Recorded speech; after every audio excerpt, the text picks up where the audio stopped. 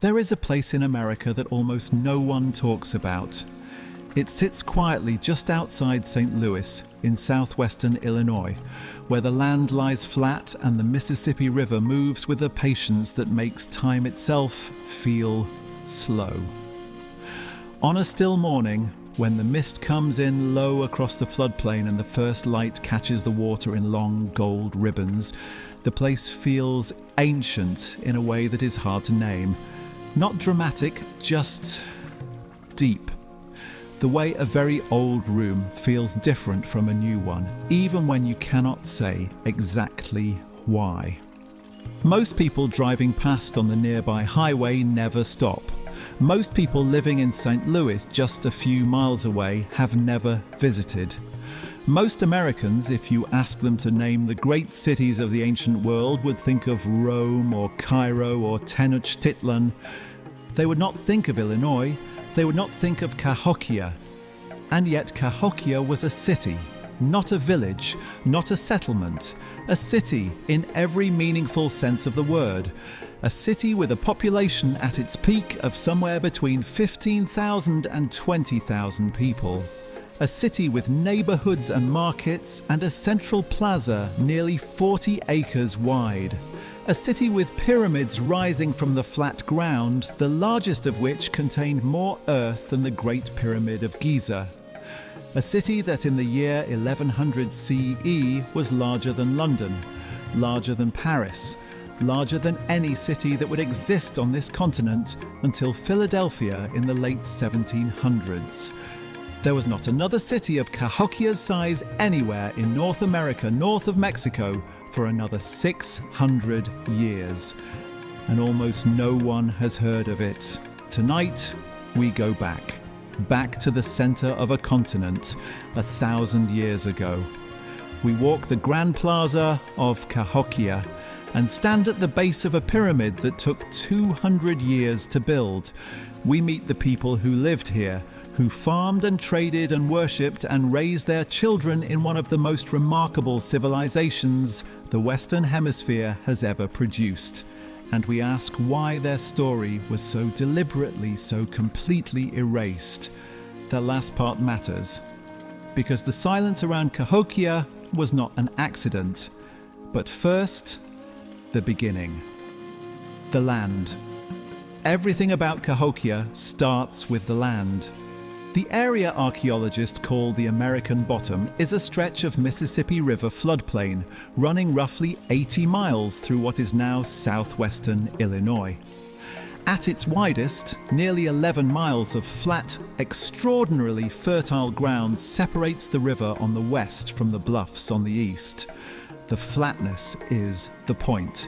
The Mississippi is one of the great rivers of the world, draining 40% of the continental United States. Every spring it floods. Every time it recedes, it leaves behind a layer of dark, nutrient-rich sediment. Some of the best agricultural soil on Earth, replenished year after year, season after season, without ever exhausting itself. The people of this land understood this. Their ancestors had been here for 12,000 years. They knew the rivers the way they knew their own hands. Every current and shallowing, every place where the fish ran thick in spring, every bend where the deer came down to drink in autumn. By around 700 CE, small permanent villages had begun to appear along the riverbanks, and a crop that had been moving northward from Mexico for centuries, maize, corn, had taken hold in the floodplain soil. Maize changed everything. A family that could grow more food than it immediately needed had something new. Surplus. Surplus that could be stored through winter. Surplus that could be traded. Surplus that could sustain people who did not farm. Specialists, craftspeople, leaders, priests. Because the farmers could produce enough to feed them too. Surplus is the engine of civilization. The moment a society can produce more food than it needs, the door opens to everything else, to cities, to art, to religion, to the full complexity of human life. In the American bottom, through the centuries between 700 and 1000 CE, that door was slowly opening. The villages grew. By the late 900s, some communities had reached 200 or 300 people. The trade networks along the river system were becoming more active, more organized. New pottery styles arrived from Mississippian cultures developing to the south, and at the location that would become Cahokia, sitting at the junction of three great rivers on a natural elevated ridge above the flood level, with access to waterways pointing in every direction across the continent. The largest settlement in the region had grown to perhaps 1,000 people. In the year 1000 CE, it was an impressive village. In the year 1050, it would become something the world had never seen. The Big Bang archaeologists call what happened at Cahokia around 1050 CE the Cahokian Big Bang. The name fits, because what happened was not evolution. It was an explosion. Below a certain layer in the soil at Cahokia, the layer that dates to roughly 1050, you find the artifacts of a late woodland village. Above that line, you find something categorically different. New pottery styles appearing fully formed, new architecture, new patterns of spatial organization, new ceremonial objects with no clear precedent in the levels below. It is as if someone pressed a switch. The old village was torn down. Buildings that had stood for generations were dismantled, their materials salvaged. In their place, according to her plan, a deliberate, precisely organized plan, a city began to rise. The land itself was reshaped. The naturally rolling floodplain was filled and leveled. An enormous central plaza was laid out, oriented precisely to the cardinal directions, and around it, the great earthen mounds began to grow. People came from nearby communities along the American bottom, from the Illinois River Valley to the north, from communities down the river to the south, from places whose locations we can only guess at from the chemical traces left in their bones. Isotope analysis of the teeth of people buried at Cahokia has revealed that roughly a third of the population of the central city did not grow up there.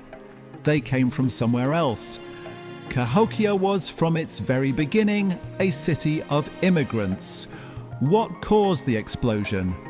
The honest answer is that we do not fully know. Three factors appear to have aligned. The first was climate. The decades around 1000 CE were unusually warm and stable across the Mississippi River Valley, a period archaeologists called the medieval climate optimum. Droughts were infrequent, seasons were predictable, agricultural yields were consistently high. The conditions for large-scale urban settlement were as favourable as they had ever been in the history of the region. The second was the trade network. By 1000 CE, the rivers had been carrying trade goods between communities for centuries. Ideas travelled with the goods, religious practices, artistic styles, ways of organizing society. The peoples of the Mississippi Valley were not isolated communities. They were participants in a vast continental exchange whose connections were deepening with every generation. The third factor was leadership. Someone at Cahokia around 1050 possessed the vision and the authority to understand what was possible, to persuade or compel thousands of people to tear down what they had built and begin again according to a plan of extraordinary ambition. We do not know this person's name, but what they built tells us everything we need to know about the scale of their vision. The plan was not improvised, it was designed. The central plaza, the position of the great mound at its northern edge, the arrangement of the subsidiary mounds around it.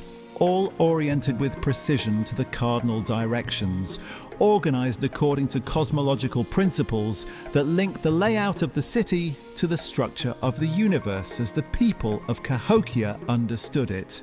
This was not just city planning, it was a statement. Built in earth and wood on the banks of the Mississippi, it said, "Cahokia stands at the center of the world," and people believed it because they came and they stayed and they built. The city at its peak. By the year 1100 CE, Cahokia had reached its full height. The city covered approximately 6 square miles. Within that area, arranged around the central mound complex and spreading outward through the floodplain in every direction, were residential neighborhoods. Dozens of them, each a cluster of wooden houses arranged around smaller open spaces, inhabited by families who had known each other for generations. Beyond the city proper, in the surrounding countryside for miles in every direction, lived another 30 to 40,000 people in farming villages and smaller mound centers. The total population of the greater Cahokia region may have reached 50,000 people at its peak. 50,000 people in the heart of a continent that European explorers of the 16th century would describe as empty wilderness. The city was genuinely urban. 20,000 people living in 6 square miles is not a loose scattering of villages. It is a city with all the density and noise and complexity that the word implies. You could walk from one end of Cahokia to the other in a couple of hours, but you would pass through neighborhoods where you knew no one, where the pottery styles were subtly different, where people spoke dialects you might struggle to follow. A third of the central city's residents had been born somewhere else. The social life of Cahokia was the social life of a diverse, crowded, endlessly negotiating urban community. And rising above it all, visible from everywhere in the city and from miles across the flat floodplain, was the Great Mound, 100 feet tall, 14 acres at its base. More earth moved to build it than was used to construct the Great Pyramid at Giza. Every cubic foot of that earth had arrived there in a basket, carried by a person, one load at a time, over 200 years of organized labor. On its summit, a great building, perhaps 100 feet long, rising 50 feet above an already elevated platform, where the paramount chief sat at the highest point in the city, at the axis of the cosmos, looking out over the world he ruled. This was Cahokia, one of the great cities of the medieval world. Built without wheels, without iron, without draft animals, without a written language. Built by human beings who understood something profound about the relationship between the earth beneath their feet and the sky above their heads. Built and then abandoned, and then deliberately forgotten. The forgetting was not an accident. We will come to that. The architecture of power. Every civilization builds in the image of what it believes. The Egyptians built pyramids that pointed toward the sky because their pharaohs were gods who would ascend after death to join the sun. The Romans built roads radiating from a single golden milestone because they believed Rome was the center of all things. The builders of medieval Europe raised cathedral spires into the heavens because they believed height was itself a form of prayer. The people of Cahokia built mounds. Not because mounds were all they could build, not because they lacked the vision for something more elaborate. They built mounds because in their understanding of the universe, the mound was the most powerful form architecture could take. The mound was not just a structure, it was a cosmological statement, a physical expression of how the world worked, of the relationship between earth and sky, between the living and the dead, between the human and the sacred. In Mississippian cosmology, the universe was layered. Below the human world lay the underworld. a watery, dark, generative realm associated with death and with the powers of agricultural fertility. Above lay the upper world, the realm of the sun and the sky and the forces of celestial order. And standing at the axis connecting them, the point where all levels of reality met, was the World Tree. The mound was that axis made physical. The paramount chief who lived on the summit of the great mound was not just elevated above his people politically. He stood at the center of the cosmos. His authority was not civic. It was written into the structure of reality itself. This is why Cahokia was built the way it was. Every mound, every plaza, every post in the ground was a statement about the nature of the universe and the position of this city within it. Monk's Mound. There are structures in the world that photographs cannot convey. Not because the photographs are inadequate, but because the thing itself operates on the body in a way that images cannot reproduce. A sense of scale, of mass, of presence that only becomes real when you are standing in front of it. Monk's Mound is one of those structures. It rises 100 feet above the surrounding floodplain. At its base, it covers 14 acres. 14 American football fields placed side by side. Its volume of earth has been estimated at somewhere between 25 million and 60 million cubic feet, making it larger by volume than the Great Pyramid of Giza. It was built in at least 14 distinct stages across nearly 2 centuries, each generation adding to the work of the one before. No wheels, no draft animals, just people and baskets, one load at a time for 200 years. The final form was a stepped pyramid with 4 terraces rising to a flat summit plateau, roughly 200 by 300 feet. Large enough to hold a substantial building with room remaining on all sides. And there was a building. The post hole evidence is clear. A timber structure approximately 100 feet long and 50 feet wide, rising on the already elevated summit of a 100-foot mound, visible from miles across the flat floodplain in every direction. What happened in that building we cannot say with certainty. No artifacts have been recovered from its interior that definitively identify its function, but its position at the apex of the largest structure in the city, at the summit of the cosmic axis, speaks clearly enough. This was the seat of the highest authority Cahokia possessed, the place where the paramount chief conducted whatever business needed conducting from a vantage point that made the nature of his power visible to everyone below. To stand at the base of Monk's Mound and look up is to understand immediately and physically where you stood in the order of things. You were below. The sacred was above. The distance between them was the distance you were meant to feel. The Grand Plaza. Immediately south of Monk's Mound, stretching outward from its base toward the most important ceremonial sightlines, lay the Grand Plaza. 40 acres, precisely leveled, not just cleared of vegetation but engineered, the naturally uneven floodplain surface filled and cut until it was as flat as a deliberate statement of intent. Oriented to the cardinal directions with a precision that matched the alignments of the mounds surrounding it. Covered in hard-packed clay, maintained and swept and used continuously for the 250 years of Cahokia's peak. Games were played here, ceremonies unfolded here, great communal feasts gathered thousands of people here, people from the city and from communities a week's journey away, drawn by the ceremonies that were the most spectacular expression of the Mississippian spiritual tradition. Markets assembled here, traders from across the river network laying out their goods on mats, copper from the Great Lakes, shells from the Gulf Coast, finished tools from the bluffs to the east. The Grand Plaza was the public heart of Cahokia. the place where the city performed itself, and for the wider world.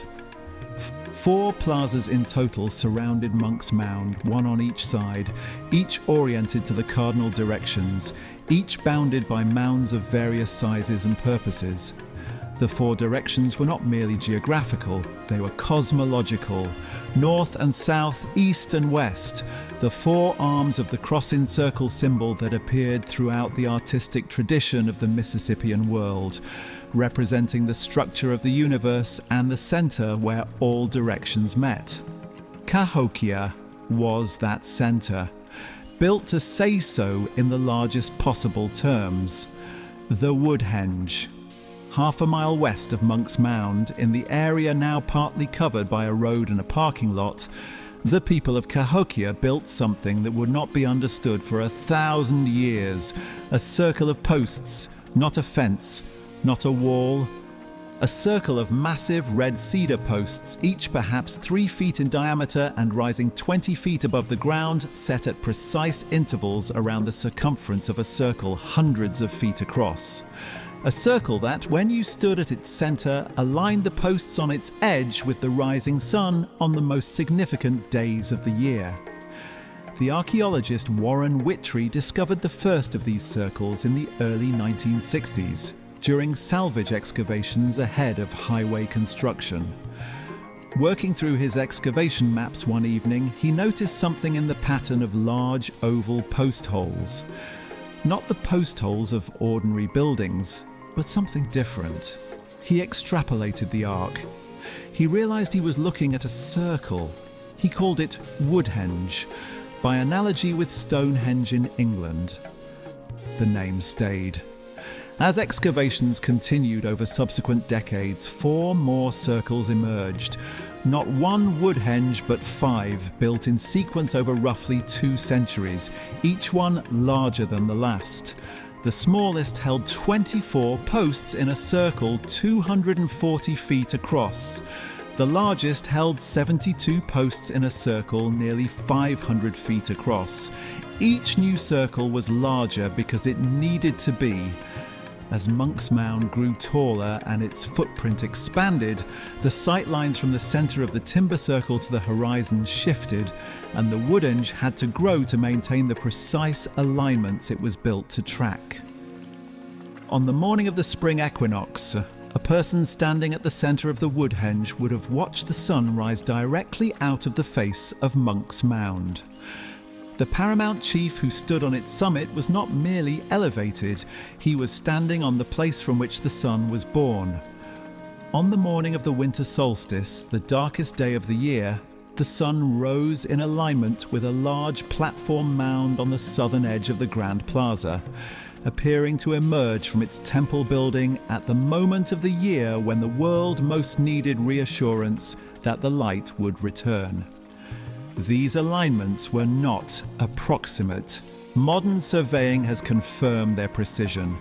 The people of Cahokia were tracking the position of the sunrise to within a degree of arc, using nothing but carefully placed cedar posts in a circle of packed earth. They knew exactly where they were in the cycle of the year. They had built an instrument the size of a small town to tell them. The posts were painted with red ochre. Traces of the pigment had been found in the post hole fill at multiple locations. They glowed red against the Illinois sky. Red cedar, the most sacred timber in the Mississippian tradition, used for objects of the highest spiritual significance. The color associated with life, with blood, with the power of the sun. Nothing about the Woodhenge was accidental. The size of the circle, the number of posts, the species of wood, the color of the paint, the precision of the alignment, all of it intentional, all of it meaningful, all of it in service of the same purpose, to locate Cahokia precisely within the movements of the cosmos and to make that location visible to everyone who lived there.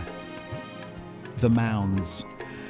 Monk's Mound was the great pillar of the Cahokian skyline, but it was not alone.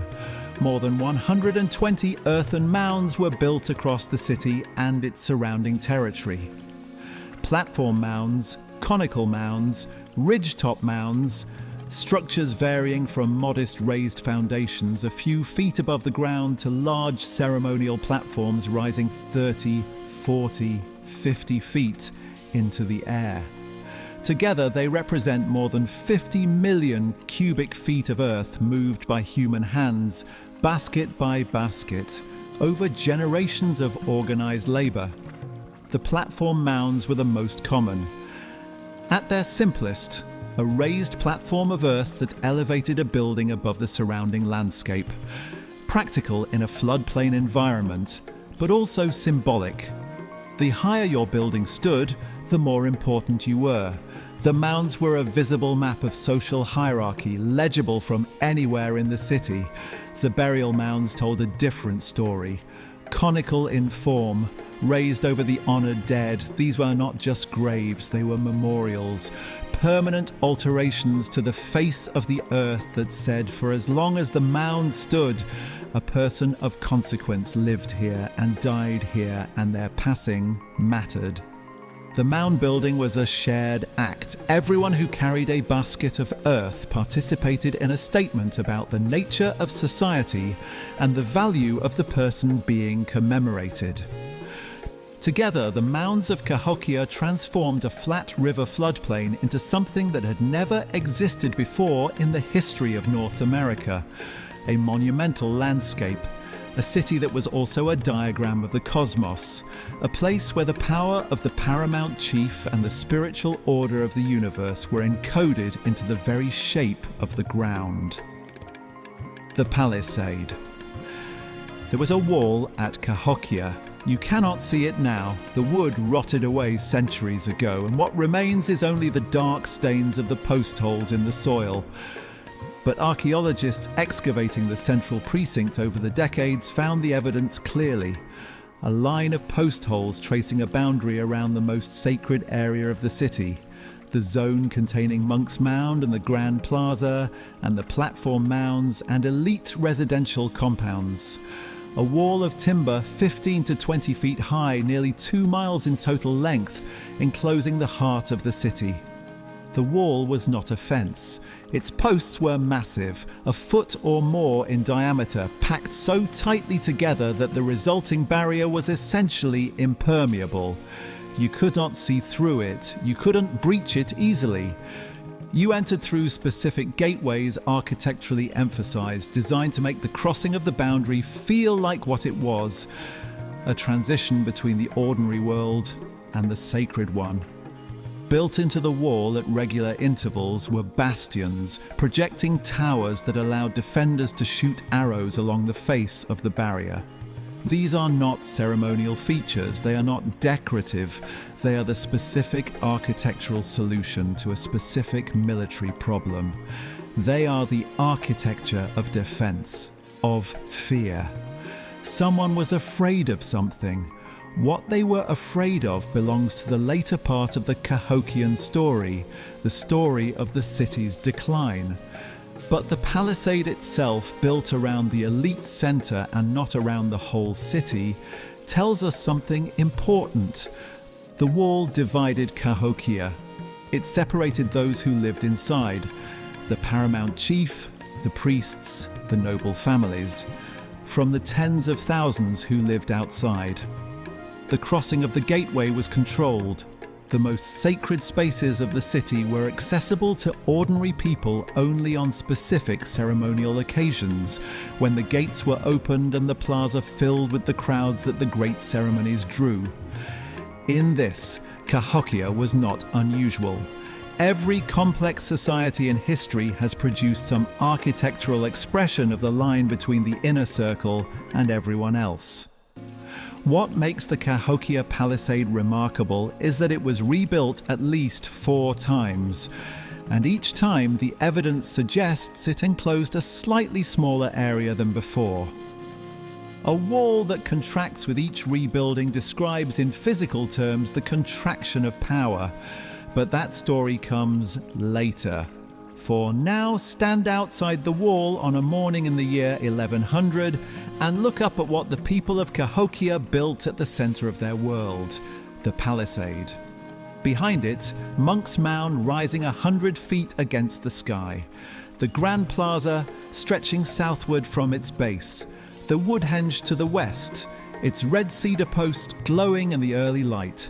The mounds rising in every direction. This was one of the great cities of the medieval world. Built here, in Illinois, by people who had no wheels, no iron, no draft animals, no written language. What they had was vision and the will to make it real. The people. The mounds are still there. The plazas are still there. The stain of the Woodhenge posts is still legible in the soil. But the thing that makes Cahokia worth remembering is not the architecture. It is the people who built it and lived within it and gave it meaning. Tens of thousands of them. Farmers and traders and craftspeople and priests and children and elders and immigrants from distant communities who came to the great city and made it their home. People who woke before dawn and tended their fires and worried about the harvest and loved their families and buried their dead with care. They left no written records. What we know of them comes entirely from what they left behind. The bones, the tools, the seeds, the pottery, the arrangement of their houses, the objects placed beside their dead. It is a language that takes decades to learn to read, but it speaks clearly if you know how to listen. Tonight, we listen. Who they were. The people of Cahokia were not a single homogeneous group. The isotope evidence from their teeth makes this plain. Roughly a third of the people buried in the central city did not grow up there. They came from the Illinois River Valley to the north, from communities along the Missouri River to the west, from places we cannot always precisely identify but whose chemical signatures are clearly different from the Cahokian baseline. Cahokia was a city of immigrants from its very founding, a place where people speaking different languages and carrying different traditions arrived and had to negotiate daily what it meant to be Cahokian. New arrivals learned the local pottery styles. They adopted the architectural forms of the city. They participated in the ceremonies that bound the community together. But they also brought their own ways of doing things, their own foods and stories and kinship structures, and the city absorbed all of it, becoming something richer and more complex than any single tradition could have produced alone. The physical evidence of the population reflects this diversity. The skeletal remains show a range of body sizes and shapes consistent with people coming from different genetic backgrounds. The men averaged around 5 feet 7 inches in height. The women, somewhat shorter. Both show in their bones the characteristic thickening of a lifetime of hard physical labor. Muscles that built up against resistance. Joints that wore under sustained load. Bodies shaped by work in a way that modern bodies rarely are. They were young in the aggregate. Childhood mortality in pre-modern urban environments was devastating. Infections, accidents, nutritional crises, the constant companions of dense settlement without germ theory or clean water infrastructure. A large proportion of the burials at Cahokia are children. Adults who survived to their 40s were considered old. A person who reached 60 had outlived almost everyone they grew up with. Life was shorter. It was not, for that reason, smaller. What they ate. Recent research has substantially revised what we thought we knew about the Cahokian diet, and the revision matters, not just as a scientific correction, but as a portrait of real people and what sustained them. Maize was the foundation. The chemical signature of corn, preserved in the bones of the people who ate it, is present throughout the Cahokian skeletal record, and the archaeobotanical evidence shows maize in abundance in every period of the city's occupation. Ground into flour and cooked as porridge or flatbread, fermented into a mildly alcoholic drink, dried and stored against the long winters. Maize was the thing that made Cahokia possible. But maize was not all they ate, particularly in the earlier periods.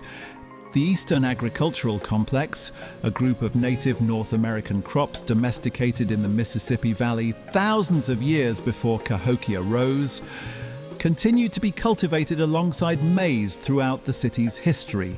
Goosefoot, whose tiny seeds are nutritionally similar to quinoa, sumpweed, whose oil-rich seeds provided essential fats, maygrass and little barley, and erect knotweed, each one a native grain with its own nutritional profile.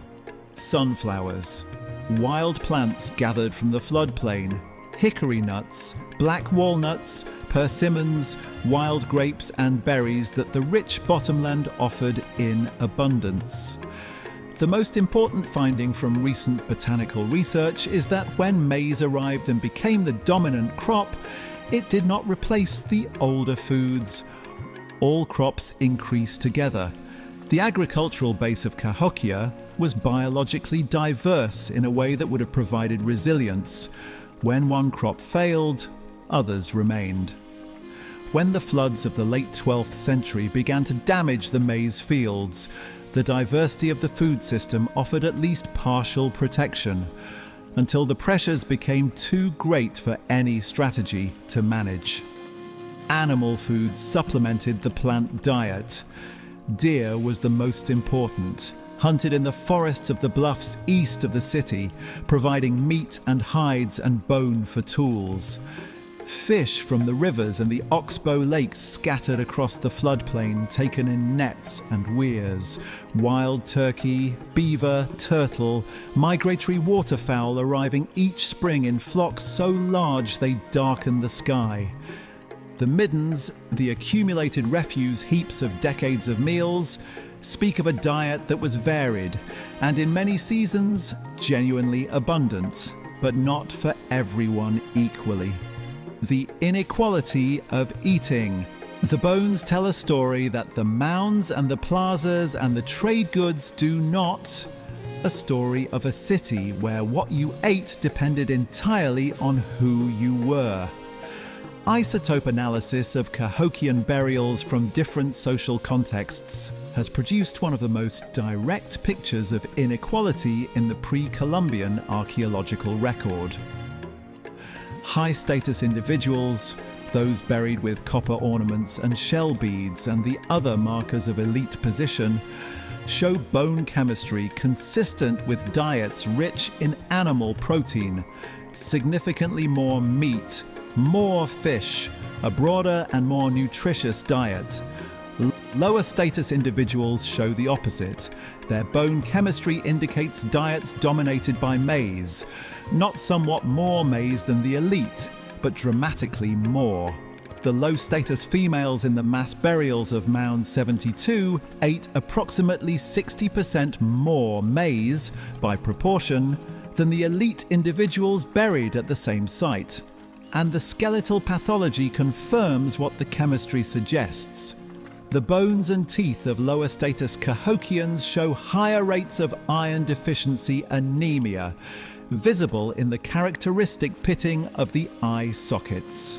Higher rates of dental enamel hypoplasia, the horizontal lines in tooth enamel that form during periods of nutritional stress in childhood, when the body slows its growth to conserve resources. Evidence of bone lesions associated with vitamin deficiencies that were a known risk of maize-heavy diets improperly processed. This is not an abstraction. These are mothers watching their children develop symptoms of nutritional deficiency. Families making impossible calculations about what to eat and what to save and what to give away. The quiet, invisible suffering of poverty preserved in bone. Cahokia was a city of extraordinary achievement and genuine inequality. Both of those things were true at the same time. The great mounds were built by people who were, many of them, not eating well enough. The ceremonies were conducted with objects made by hands worn to calluses by years of work that left their bodies nutritionally depleted. The parallel is not comfortable, but it is honest. The women. For much of the history of Mississippian archaeology, the narrative was written around the activities of men. The chiefs in the great mound burials were assumed to be male. The political and religious leadership was assumed to flow through male lineages. The labor of mound building was assumed to be primarily a male domain. Recent research has revised this picture considerably. The farming that fed Cahokia was primarily women's work. This is supported not just by the ethnographic record of every historically documented Mississippian culture, but by the evidence in the bones themselves.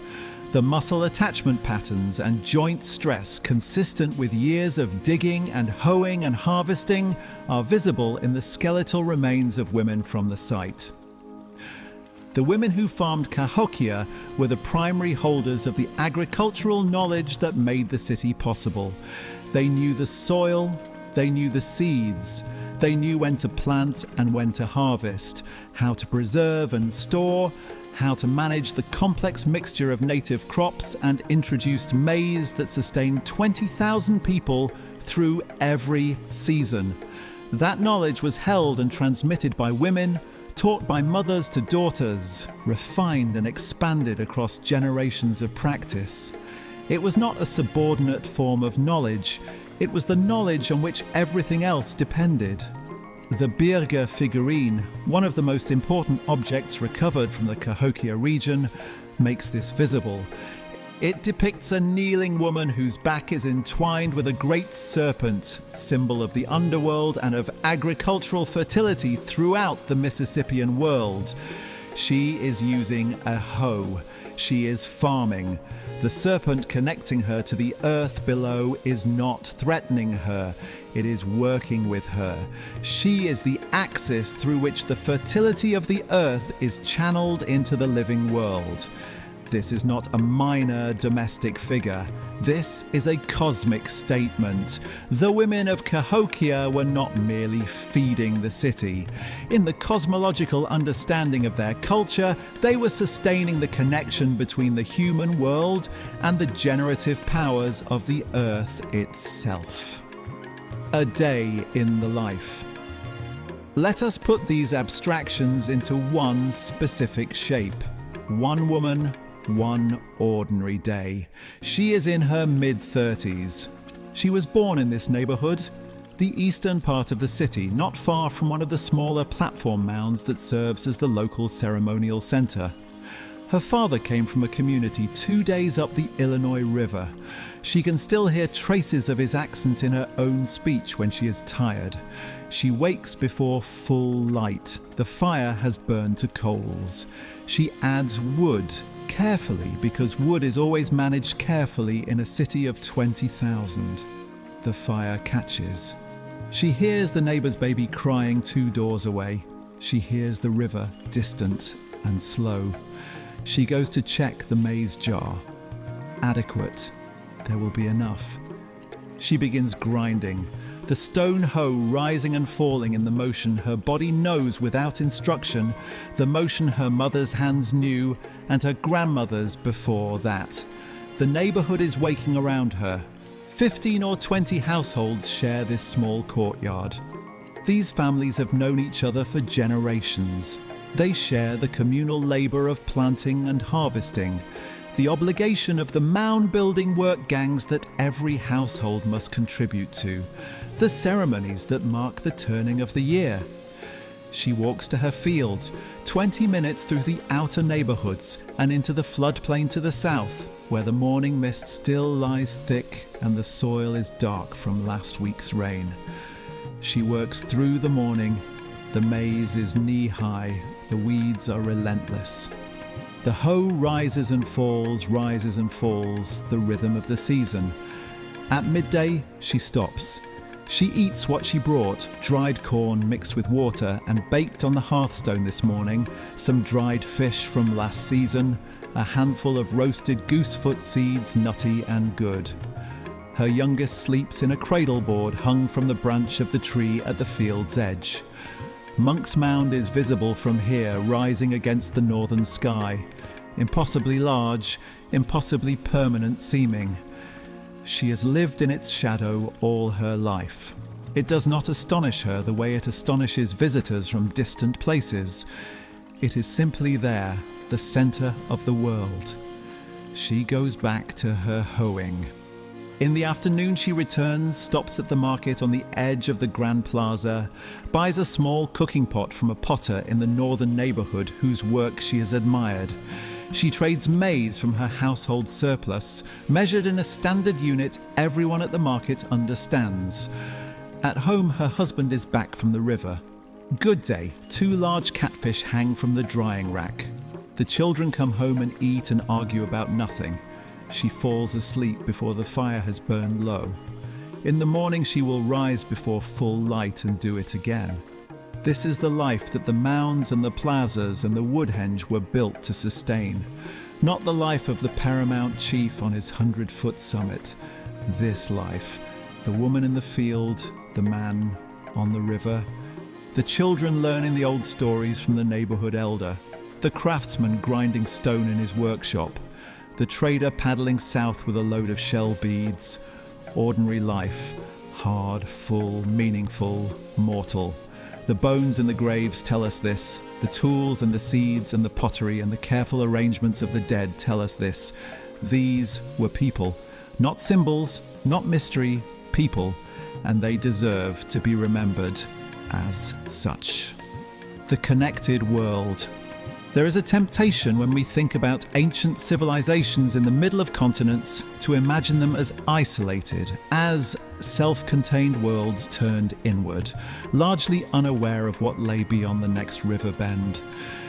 The popular image of pre-Columbian North America is often something like this: a patchwork of small, separate communities, each living within its own narrow horizon, connected to neighbours only loosely and occasionally. Cahokia demolishes that image completely. The city at the centre of the continent was the opposite of isolated. It was the hub of a trade and exchange network of breathtaking geographic scope, connecting communities from the Great Lakes in the north to the Gulf Coast in the south, from the Atlantic seaboard in the east to the edge of the Rocky Mountains in the west.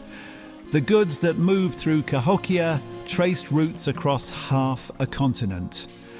And what travelled with the goods was as important as the goods themselves. Ideas, religious beliefs, artistic traditions, ways of building mounds and organising ceremonies and playing games. All of it radiating outward from the great city along the same routes that the copper and the shells and the stone tools travelled. Cahokia did not merely trade with its world, it shaped its world. It was the most powerful cultural force in the history of pre-Columbian North America, north of Mexico. And the evidence of that force is preserved in the archaeological record of sites from Wisconsin to Oklahoma, from the Appalachian foothills to the banks of the Missouri River. Tonight we follow the traders, we travel the routes, we examine what moved and try to understand what it meant. The rivers. The key to understanding Cahokia's trading empire is understanding the rivers. The Mississippi and its tributaries drain more than 40% of the continental United States. The Missouri River stretches nearly 2,500 miles from the Rocky Mountains to its confluence with the Mississippi just north of Cahokia. The Ohio gathers the waters of the Appalachian Highlands, the Illinois, the Arkansas, the Tennessee, the Cumberland. Together they form a natural highway system covering the entire heart of the continent. A person with a canoe and sufficient skill could, starting from Cahokia, travel by water to almost any point in the eastern half of North America. North into the Great Lakes, south to the Gulf Coast, west up the Missouri toward the High Plains, east on the Ohio to the foothills of the Appalachians. The rivers pointed in every direction, and the people of Cahokia knew how to use them. dugout canoes, large enough to carry substantial loads of goods paddled by experienced rivermen who knew the currents and the seasonal moods of the waterways, were the vehicles of this commerce. Some of the largest could carry several tons of cargo. The waterfront at Cahokia was never quiet. Canoes arrived and departed every navigable day, goods arriving from every direction, finished products and raw materials being loaded and sent outward, traders and emissaries and pilgrims stepping ashore from distant communities, their canoes riding low in the water under the weight of what they carried. Copper from the north. Of all the trade goods that moved through Cahokia, copper held a special place. Copper was the most prestigious material in the Mississippian world. Not gold, not silver. Copper. Rare enough to be valuable, workable enough to be shaped into objects of remarkable beauty, and loaded with spiritual significance that made it one of the most sought-after commodities in the entire network.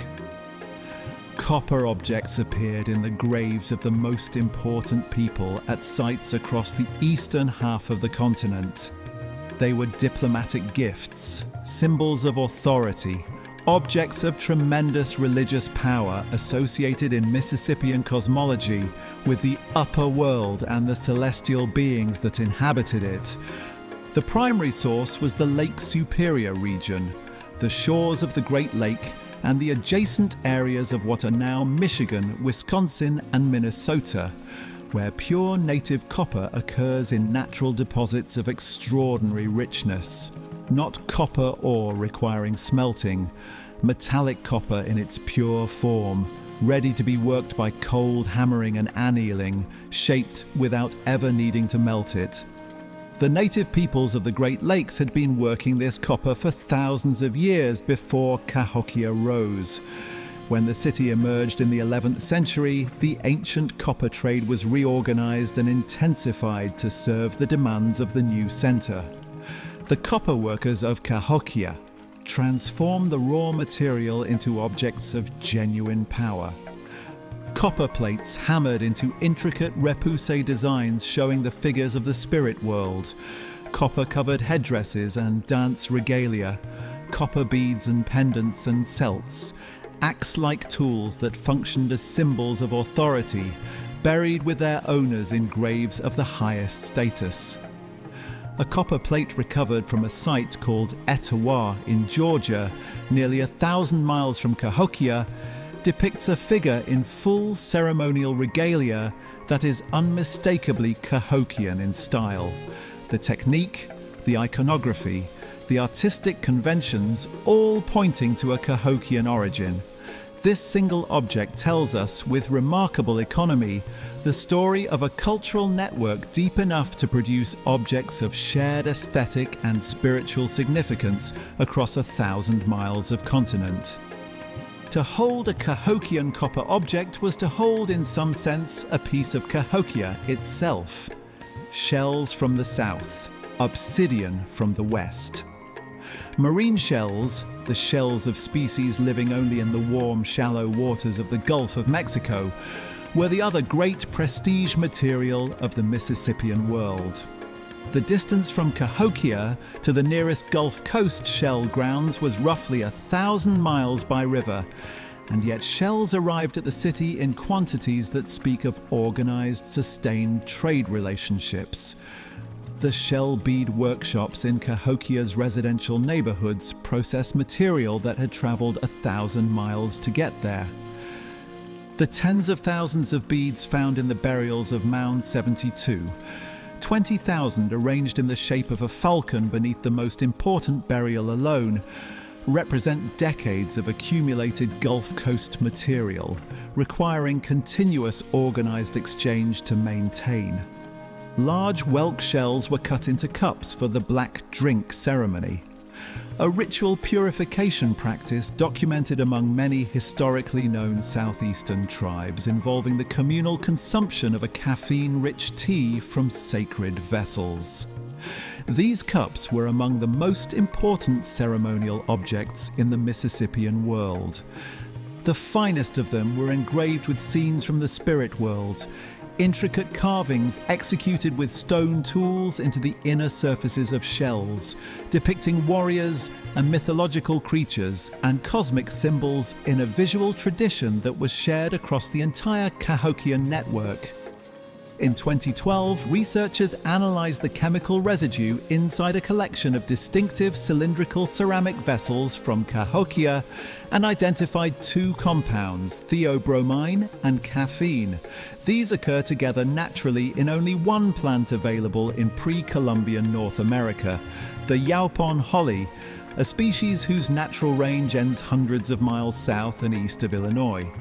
Someone was importing dried holly leaves to Cahokia, specifically for ceremonial use, a consumable requiring continuous resupply from distant sources. The people of Cahokia wanted it badly enough to pay for it, season after season, year after year. From the west came obsidian, the black volcanic glass that makes some of the sharpest cutting edges possible from a natural material. The chemical signature of the obsidian found at Cahokia traces to sources in the Rocky Mountain region, Yellowstone, and sources in New Mexico and Colorado, more than 1,000 miles away. Not common at the site and used primarily for high-status ceremonial purposes, but its presence is unambiguous. Evidence that the trade network was reaching across the Great Plains to the mountain west. From the east came mica, thin, transparent sheets of mineral from the Appalachian Mountains of North Carolina and Virginia, used to make ornaments that caught the light in the same way that polished copper did, glittering and shifting with movement. Appalachian mica at Cahokia traces a trade route running roughly east to west across the full width of the eastern United States. Together, copper from the north, shell from the south, obsidian from the west, mica from the east. These materials appear in the burial complex of Mound 72 as what may have been a deliberate statement. 4 piles of arrowheads, each pile made from materials from a different geographic region, placed around the paramount figures at the center. The leader at the center of the world, buried with tokens of the 4 directions, carrying into death the symbolic evidence of the world he organized around himself in life. The chunky game. There is one more thing that traveled along the Cahokian trade routes, something that was not a commodity in any ordinary sense, and yet spread farther and more completely than perhaps anything else Cahokia sent into the world. It was a game. Chunky originated at or near Cahokia in the decades around the city's founding and spread outward through the Mississippian world along the same routes as the copper and the shells. By the time of European contact, it was being played by native peoples from the Great Plains to the Atlantic coast, from the Great Lakes to the Gulf of Mexico. French missionaries and traders of the 17th and 18th centuries encountered it in communities thousands of miles from Cahokia and recorded it with a mixture of fascination and alarm at the intensity with which it was played. The game involved rolling a perfectly polished stone disc across a prepared surface and throwing long poles to predict where the disc would stop. That description captures the mechanism without capturing the meaning. Chunky was bound up with the most fundamental beliefs of the Mississippian world, linked cosmologically to the mythology of the Red Horn, a hero figure in the oral traditions of several Sioux-speaking peoples who played a Chunky-like game against supernatural opponents, wagering his own life and the lives of his companions on the outcome. The game was not recreation. It was the enactment of a cosmic principle, the principle that reality was a contest, that outcomes were determined by skill and will and the favor of the spirits. The chunky stones themselves were objects of the highest value. Ground from carefully selected fine-grained stone into perfect symmetrical discs, smooth, even, precisely balanced, A finished stone took many hours to produce and couldn't be made by just anyone. They were treasured, inherited, buried with their owners in the most important graves. 15 chunky stones were found among the offerings at Mound 72, placed there as markers of the highest status in Cahokian society. Chunky stones identifiable as Cahokian in origin by their distinctive style and materials have been found at sites from Wisconsin to Oklahoma to the Carolina coast. A figurine made of Missouri flint clay, believed to have been manufactured at or near Cahokia, was found at the Spiro site in Oklahoma, more than 500 miles away. It depicts a man in the act of rolling a chunky stone, his body caught in the moment of release, his posture conveying the total concentration of a serious player. This object, travelling 500 miles from its maker's hands to a burial mound in Oklahoma, is one of the most eloquent artifacts in all of Cahokian archaeology. It says without words that the ideas and the images of the great city travelled ahead of the people themselves. Carried by networks of exchange and influence that reach places Cahokia's traders may rarely have visited in person. The historical accounts from the 17th and 18th centuries describe men betting their tools, their food stores, their clothing, occasionally their own freedom, on the outcome of a chunky game. Losers who could not pay their debts sometimes killed themselves rather than live with the shame. This is the testimony of observers recording the game centuries after Cahokia's abandonment.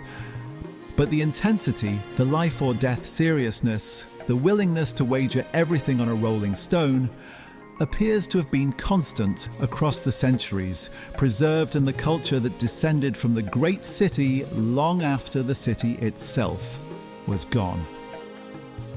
The shared visual language.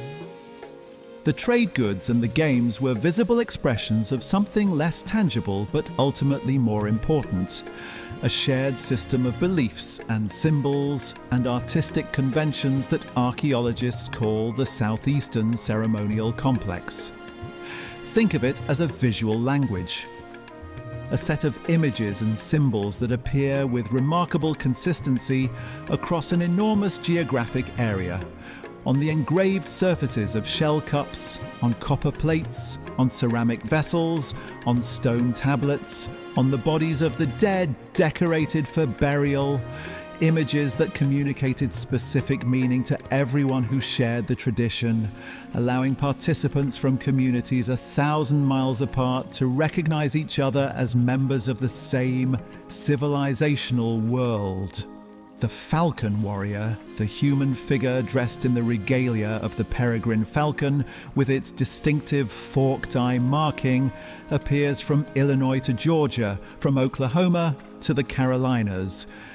The hand and eye motif, an eye depicted within the palm of a human hand, appears across an equally wide area, representing a specific spiritual concept related to sacred perception. The cross in circle symbol representing the 4 cardinal directions and the center where they meet, where Cahokia stood, appears throughout the complex as its fundamental cosmological statement. Cahokia was the source of this language, not necessarily its inventor. Many elements had precursors in earlier traditions, but the place where it crystallized into a coherent system and from which it spread.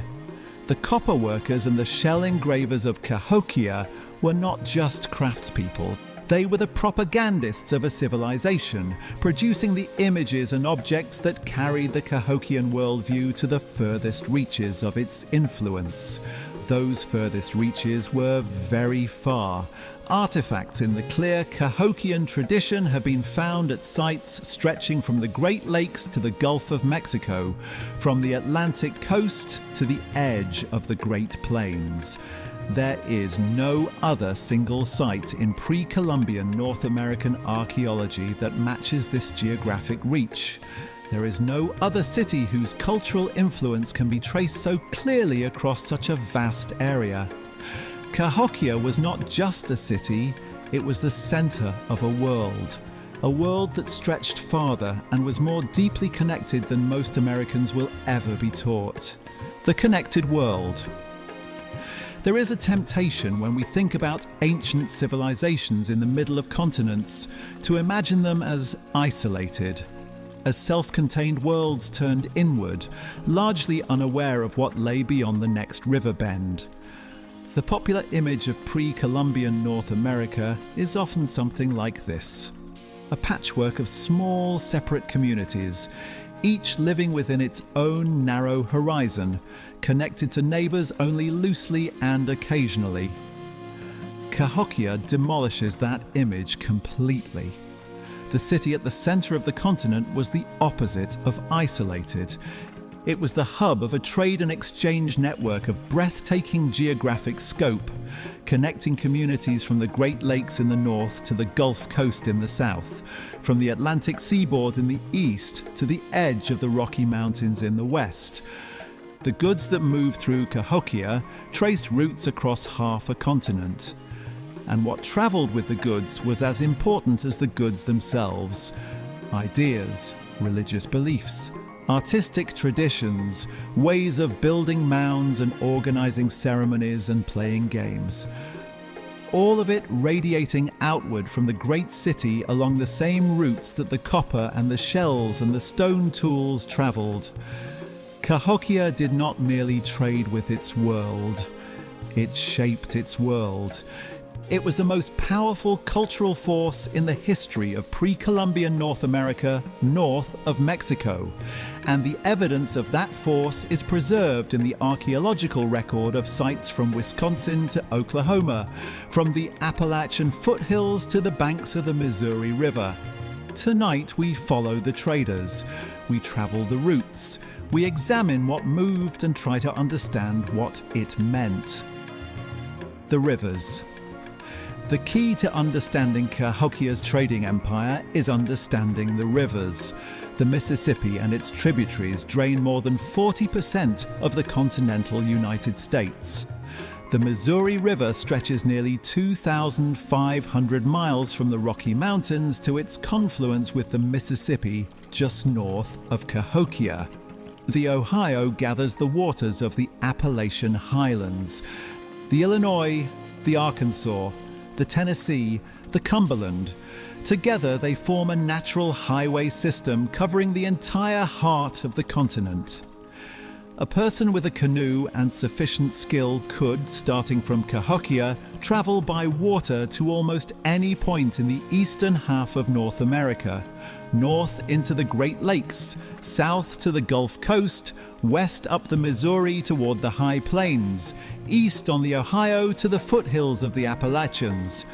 The rivers pointed in every direction, and the people of Cahokia knew how to use them. Dugout canoes, large enough to carry substantial loads of goods, paddled by experienced rivermen who knew the currents and the seasonal moods of the waterways, were the vehicles of this commerce. Some of the largest could carry several tons of cargo. The waterfront at Cahokia was never quiet. Canoes arrived and departed every navigable day, goods arriving from every direction, finished products and raw materials being loaded and sent outward, traders and emissaries and pilgrims stepping ashore from distant communities, their canoes riding low in the water under the weight of what they carried. Copper from the north. Of all the trade goods that moved through Cahokia, copper held a special place. Copper was the most prestigious material in the Mississippian world. Not gold, not silver. Copper, rare enough to be valuable, workable enough to be shaped into objects of remarkable beauty, and loaded with spiritual significance that made it one of the most sought-after commodities in the entire network. Copper objects appeared in the graves of the most important people at sites across the eastern half of the continent. They were diplomatic gifts, symbols of authority, objects of tremendous religious power associated in Mississippian cosmology with the upper world and the celestial beings that inhabited it. The primary source was the Lake Superior region, the shores of the Great Lake and the adjacent areas of what are now Michigan, Wisconsin and Minnesota, where pure native copper occurs in natural deposits of extraordinary richness, not copper ore requiring smelting, metallic copper in its pure form, ready to be worked by cold hammering and annealing, shaped without ever needing to melt it. The native peoples of the Great Lakes had been working this copper for thousands of years before Cahokia rose. When the city emerged in the 11th century, the ancient copper trade was reorganized and intensified to serve the demands of the new center. The copper workers of Cahokia transformed the raw material into objects of genuine power. Copper plates hammered into intricate repoussé designs showing the figures of the spirit world. Copper-covered headdresses and dance regalia. Copper beads and pendants and celts. Axe-like tools that functioned as symbols of authority, buried with their owners in graves of the highest status. A copper plate recovered from a site called Etowah in Georgia, nearly 1,000 miles from Cahokia, depicts a figure in full ceremonial regalia that is unmistakably Cahokian in style. The technique, the iconography, the artistic conventions, all pointing to a Cahokian origin. This single object tells us, with remarkable economy, the story of a cultural network deep enough to produce objects of shared aesthetic and spiritual significance across 1,000 miles of continent. To hold a Cahokian copper object was to hold, in some sense, a piece of Cahokia itself. Shells from the south, obsidian from the west. Marine shells, the shells of species living only in the warm, shallow waters of the Gulf of Mexico, were the other great prestige material of the Mississippian world. The distance from Cahokia to the nearest Gulf Coast shell grounds was roughly 1,000 miles by river, and yet shells arrived at the city in quantities that speak of organized, sustained trade relationships. The shell bead workshops in Cahokia's residential neighborhoods process material that had traveled 1,000 miles to get there.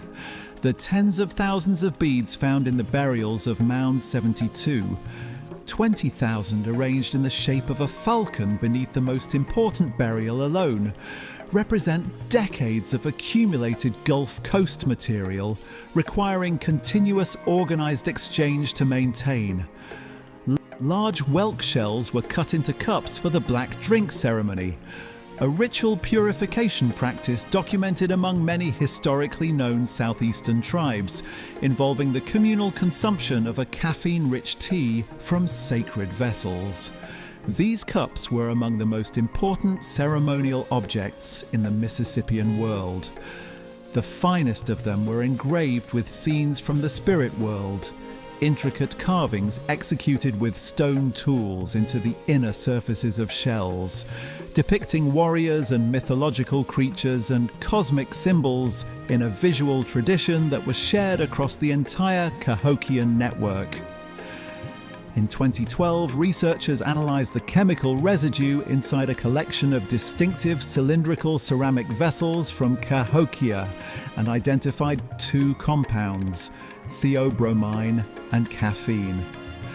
These occur together naturally in only one plant available in pre-Columbian North America, the Yaupon holly, a species whose natural range ends hundreds of miles south and east of Illinois. Someone was importing dried holly leaves to Cahokia specifically for ceremonial use, a consumable requiring continuous resupply from distant sources. The people of Cahokia wanted it badly enough to pay for it, season after season, year after year. From the west came obsidian, the black volcanic glass that makes some of the sharpest cutting edges possible from a natural material. The chemical signature of the obsidian found at Cahokia traces to sources in the Rocky Mountain region, Yellowstone and sources in New Mexico and Colorado more than 1,000 miles away. Not common at the site and used primarily for high-status ceremonial purposes, but its presence is unambiguous, evidence that the trade network was reaching across the Great Plains to the mountain west. From the east came mica, thin, transparent sheets of mineral from the Appalachian Mountains of North Carolina and Virginia, used to make ornaments that caught the light in the same way that polished copper did, glittering and shifting with movement. Appalachian mica at Cahokia traces a trade route running roughly east to west across the full width of the eastern United States. Together, copper from the north, shell from the south, obsidian from the west, mica from the east. These materials appear in the burial complex of Mound 72 as what may have been a deliberate statement. 4 piles of arrowheads, each pile made from materials from a different geographic region, placed around the paramount figures at the center. The leader at the center of the world, buried with tokens of the 4 directions, carrying into death the symbolic evidence of the world he organized around himself in life. The chunky game. There is one more thing that traveled along the Cahokian trade routes, something that was not a commodity in any ordinary sense, and yet spread farther and more completely than perhaps anything else Cahokia sent into the world. It was a game. Chunky originated at or near Cahokia in the decades around the city's founding and spread outward through the Mississippian world along the same routes as the copper and the shells. By the time of European contact, it was being played by native peoples from the Great Plains to the Atlantic coast, from the Great Lakes to the Gulf of Mexico. French missionaries and traders of the 17th and 18th centuries encountered it in communities thousands of miles from Cahokia and recorded it with a mixture of fascination and alarm at the intensity with which it was played. The game involved rolling a perfectly polished stone disc across a prepared surface and throwing long poles to predict where the disc would stop. That description captures the mechanism without capturing the meaning. Chunky was bound up with the most fundamental beliefs of the Mississippian world, linked cosmologically to the mythology of the Red Horn, a hero figure in the oral traditions of several Siouan-speaking peoples who played a chunky-like game against supernatural opponents, wagering his own life and the lives of his companions on the outcome.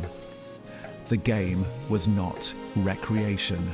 It was the enactment of a cosmic principle, the principle that reality was a contest, that outcomes were determined by skill and will and the favor of the spirits.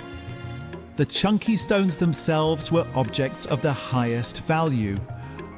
Ground from carefully selected fine-grained stone into perfect symmetrical discs, smooth, even precisely balanced, a finished stone took many hours to produce and could not be made by just anyone. They were treasured, inherited, buried with their owners in the most important graves. 15 chunky stones were found among the offerings at Mound 72, placed there as markers of the highest status in Cahokian society. Chunky stones identifiable as Cahokian in origin by their distinctive style and materials have been found at sites from Wisconsin to Oklahoma to the Carolina coast. A figurine made of Missouri flint clay, believed to have been manufactured at or near Cahokia, was found at the Spiro site in Oklahoma, more than 500 miles away. It depicts a man in the act of rolling a chunky stone, his body caught in the moment of release, his posture conveying the total concentration of a serious player. This object, traveling 500 miles from its maker's hands to a burial mound in Oklahoma, is one of the most eloquent artifacts in all of Cahokian archaeology. It says without words that the ideas and the images of the great city traveled ahead of the people themselves, carried by networks of exchange and influence that reach places Cahokia's traders may rarely have visited in person. The historical accounts from the 17th and 18th centuries describe men betting their tools, their food stores, their clothing, occasionally their own freedom, on the outcome of a chunky game. Losers who could not pay their debts sometimes killed themselves rather than live with the shame. This is the testimony of observers recording the game centuries after Cahokia's abandonment. But the intensity, the life or death seriousness, the willingness to wager everything on a rolling stone appears to have been constant across the centuries, preserved in the culture that descended from the great city long after the city itself was gone. The shared visual language. The trade goods and the games were visible expressions of something less tangible but ultimately more important. A shared system of beliefs and symbols and artistic conventions that archaeologists call the Southeastern Ceremonial Complex. Think of it as a visual language, a set of images and symbols that appear with remarkable consistency across an enormous geographic area, on the engraved surfaces of shell cups, on copper plates, on ceramic vessels, on stone tablets, on the bodies of the dead decorated for burial. Images that communicated specific meaning to everyone who shared the tradition, allowing participants from communities 1,000 miles apart to recognize each other as members of the same civilizational world. The falcon warrior, the human figure dressed in the regalia of the peregrine falcon with its distinctive forked eye marking, appears from Illinois to Georgia, from Oklahoma to the Carolinas. The hand and eye motif, an eye depicted within the palm of a human hand, appears across an equally wide area, representing a specific spiritual concept related to sacred perception. The cross in circle symbol, representing the 4 cardinal directions and the center where they meet, where Cahokia stood, appears throughout the complex as its fundamental cosmological statement. Cahokia was the source of this language, not necessarily its inventor. Many elements had precursors in earlier traditions, but the place where it crystallized into a coherent system and from which it spread. The copper workers and the shell engravers of Cahokia were not just craftspeople, they were the propagandists of a civilization, producing the images and objects that carried the Cahokian worldview to the furthest reaches of its influence. Those furthest reaches were very far. Artifacts in the clear Cahokian tradition have been found at sites stretching from the Great Lakes to the Gulf of Mexico, from the Atlantic coast to the edge of the Great Plains. There is no other single site in pre-Columbian North American archaeology that matches this geographic reach. There is no other city whose cultural influence can be traced so clearly across such a vast area. Cahokia was not just a city.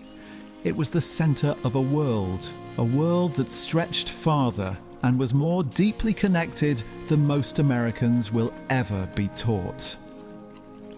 The spirit world.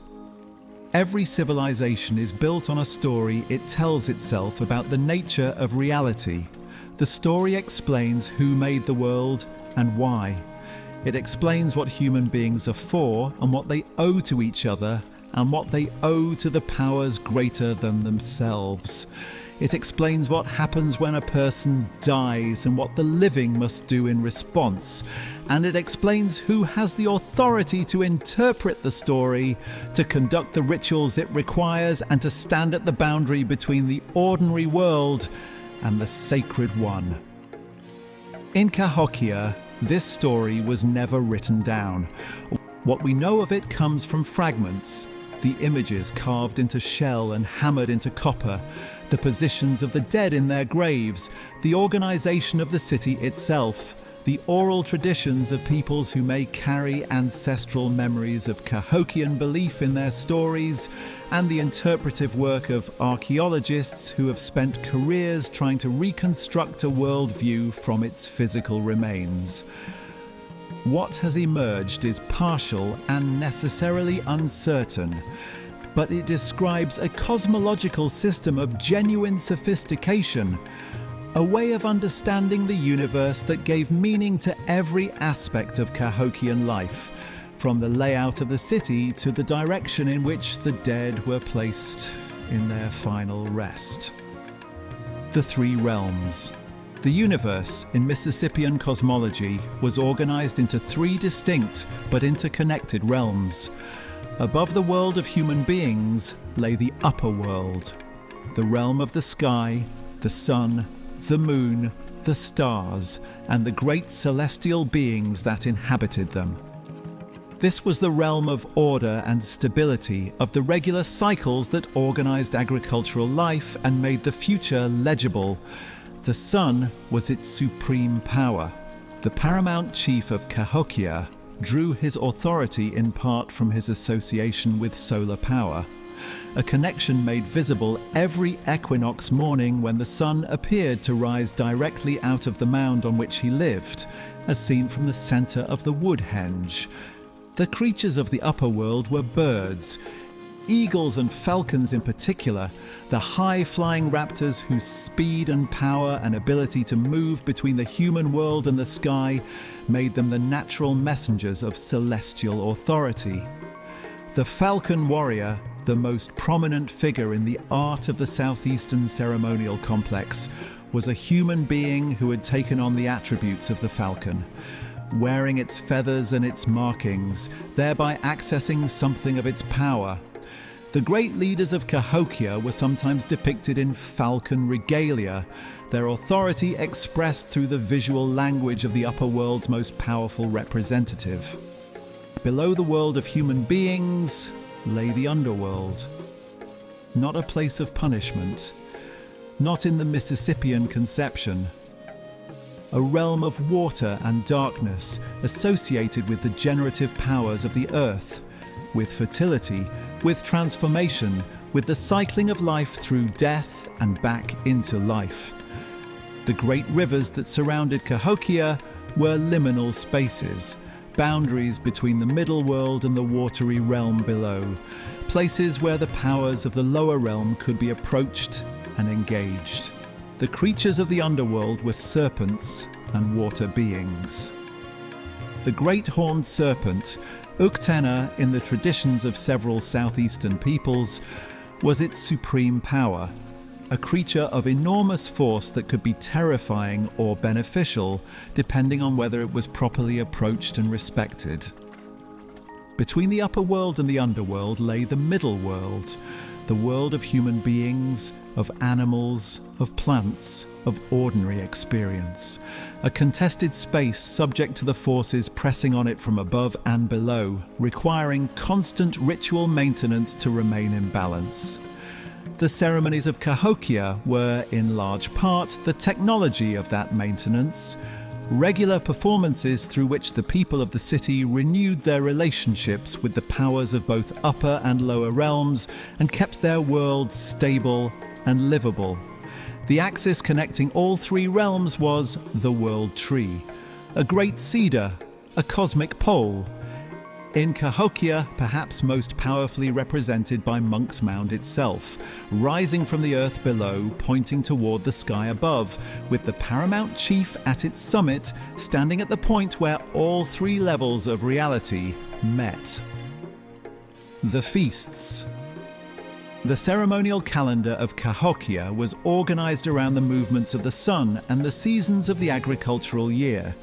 Ceremonies marked the solstices and equinoxes with precision.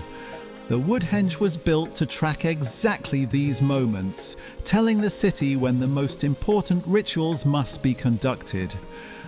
Among the most important ceremonies were the great feasting events, large-scale communal gatherings that served simultaneously as religious ritual, political performance, and economic redistribution. These were not casual meals. They were events of enormous social significance, occasions on which the hierarchy of the city was made visible. The relationships between Cahokia and its satellite communities were renewed, and the connection between the human world and the spirit world was maintained through the rituals that accompanied the eating. The archaeological evidence for these feasts is preserved in debris they left behind. At a location just outside the central precinct, excavations led by Timothy Polkatat in the 1990s uncovered the remnants of what appears to have been a massive communal gathering. Thousands of deer bones, enormous numbers of fish bones, waterfowl and turtle and other animals, all mixed with fragments of ceramic vessels in quantities suggesting deliberate smashing after use. And woven through all of it, vessels in styles from communities across the entire Cahokia network. Pots made in traditions from the Illinois River Valley, the Missouri River Valley, the Cadden region to the southwest, the Ohio Valley to the east. People from many different communities, speaking many different languages, had brought their own vessels to this gathering, or sent them as part of the tribute that connected them to the city. The deliberate smashing and burial of the vessels at the end of the ceremony was itself a ritual act, a permanent, irrevocable commitment to the community being formed. Objects broken and buried can never be retrieved. The commitment was sealed in fragments. Polkatat has argued this deposit represents the founding feast of Cahokia, the great ceremony that inaugurated the city's transformation around 1050 CE. Whether or not that specific interpretation holds, the broader pattern is clear. Feasting was one of the primary mechanisms through which Cahokian authority was built and maintained. The paramount chief provided the food. The people came from the city and from communities hundreds of miles away, and in the eating they acknowledged the power and generosity of their host. In the rituals that accompanied the feast, they renewed their connection to the order that Cahokia represented. The feast was politics. The feast was religion. The feast was ultimately the act through which Cahokia became real. Mound 72. Now we come to the place that haunts Cahokia. Mound 72 sits roughly 850 meters south of Monk's Mound, a low ridge rising only about 3 meters above the surrounding ground, approximately 140 feet long. Compared to the great platform mounds of the central precinct, it is modest, easily overlooked. Most visitors walk past it without stopping, but what was found inside changed everything we thought we knew about this civilization. The excavations conducted by Melvin Fowler and his team between 1967 and 1971 revealed that Mound 72 was not what it appeared.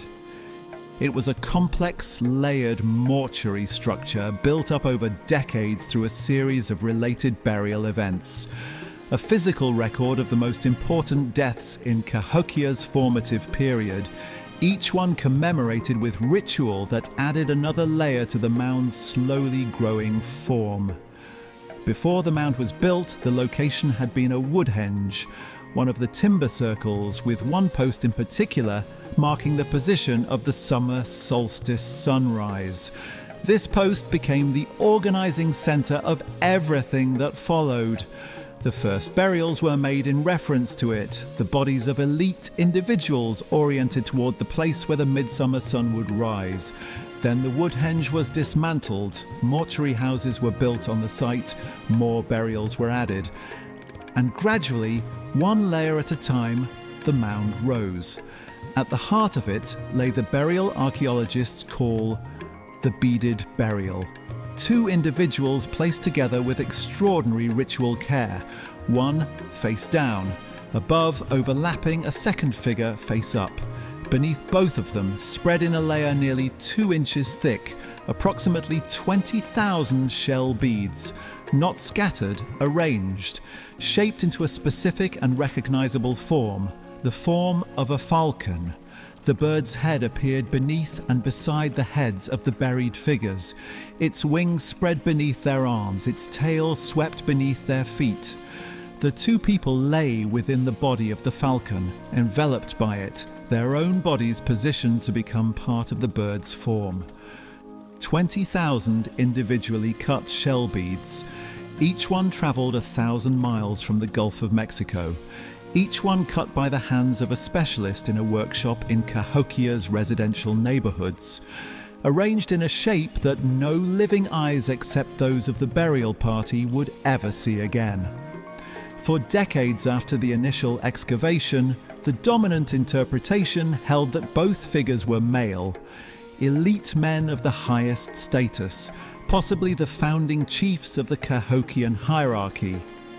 Recent reanalysis of the skeletal remains has substantially revised this picture. The most carefully conducted recent studies suggest that the lower figure, the one lying face down on whose back the upper figure was placed, was female. The upper figure, likely male. This changes everything. The beaded burial was not a warrior's grave. It was a statement about the complementarity of male and female cosmic principles that runs through the agricultural cosmology of the Mississippian world.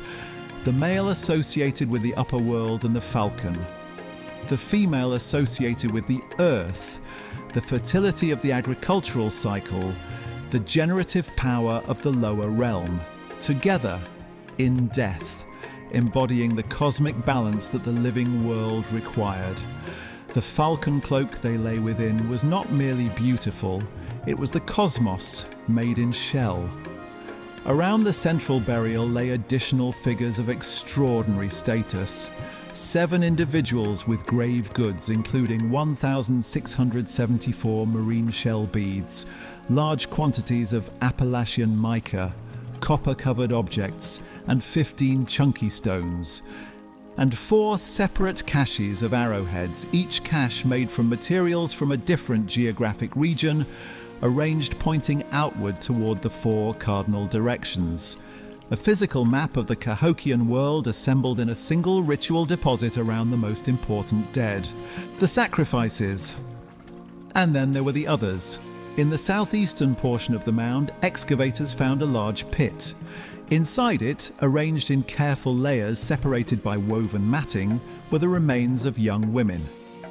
Comprehensive analysis suggests the number in this particular pit was around 26, with additional mass burials elsewhere in the mound, bringing the total of sacrificed individuals to well over 100, possibly as many as 250 or more across all the burial events the mound recorded.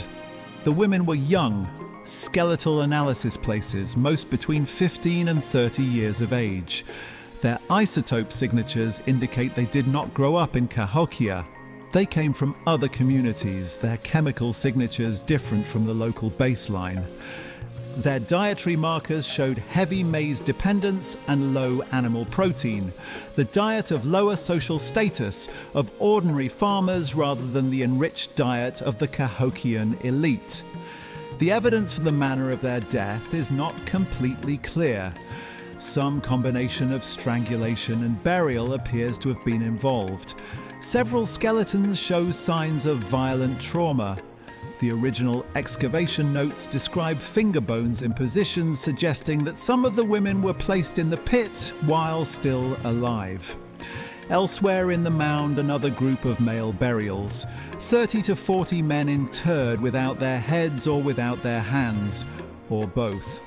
Not the result of post-mortem decay. The bones showed clear evidence of deliberate disarticulation.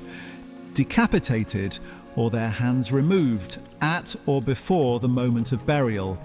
Whether they were enemies killed in warfare or participants in a factional struggle within Cahokia itself, the evidence does not say. What it says is that they were part of a ceremony, that the ceremony was considered important enough by the people who conducted it to require this specific and elaborate form, that the people of Cahokia, like people in virtually every complex society in the history of the world, were capable of killing in the service of their beliefs.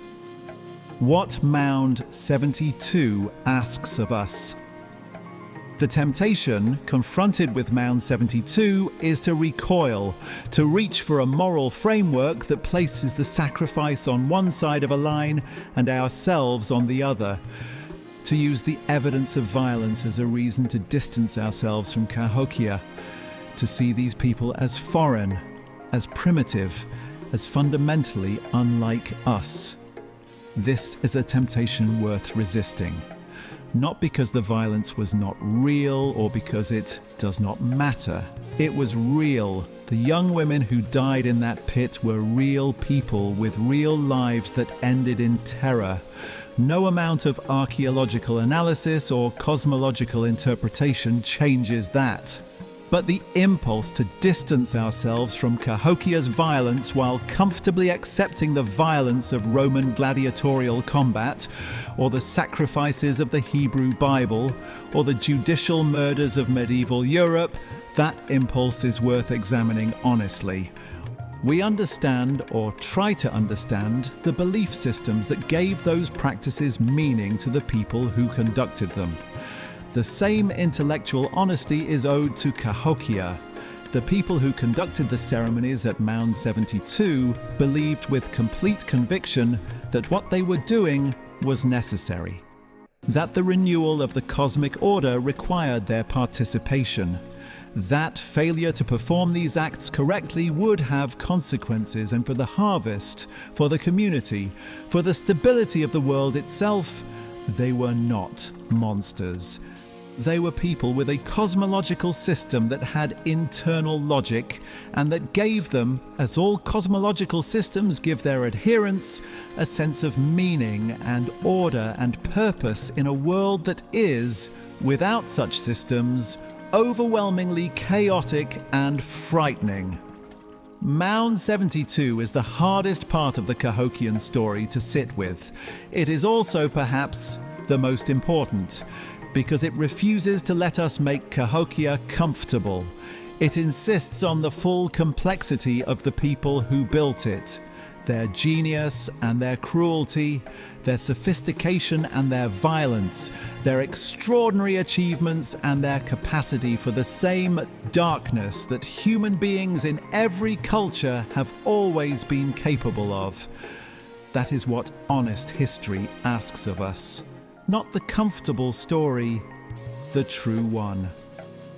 The long, slow turning. No great city falls all at once. History teaches us this, over and over if we are willing to listen. The end of a civilization is rarely a single catastrophic moment.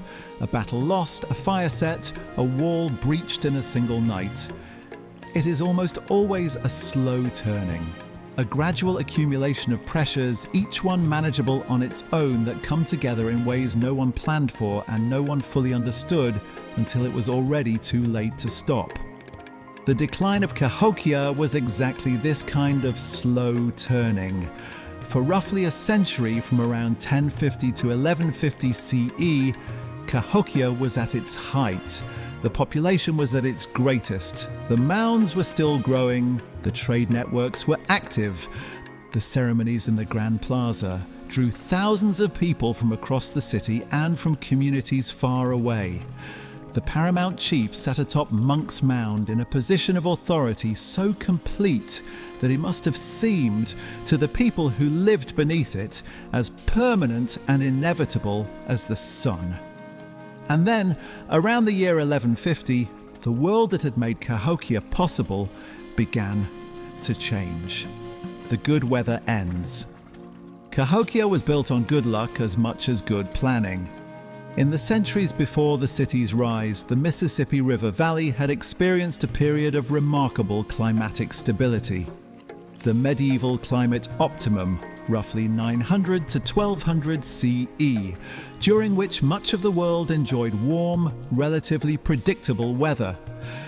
The great river's most destructive floods had been largely absent from the floodplain for 600 years. Droughts were infrequent. Seasons were consistent. The soil was productive year after year. These conditions were not incidental to Cahokia's rise. They were the foundation of it. A city of 20,000 people whose entire food supply depended on what could be grown in the surrounding floodplain needed reliable weather the way a fire needs oxygen. Remove it and everything else follows. Researchers studying the sediment cores extracted from Horseshoe Lake, an oxbow lake near the Cahokia site, have found preserved within those layers of ancient mud a precise record of what happened next. The sediment cores are remarkable documents. Fecal stanols, organic molecules produced in the human gut and preserved in lake sediments for centuries, track human population levels in the surrounding watershed. Oxygen isotopes record the ratio of rainfall to evaporation, telling researchers whether conditions were wet or dry. Together, these proxies build a picture of the Cahokian environment through time with a clarity that no written record could have provided. And what they show around the year 1150 CE is unmistakable: the flood.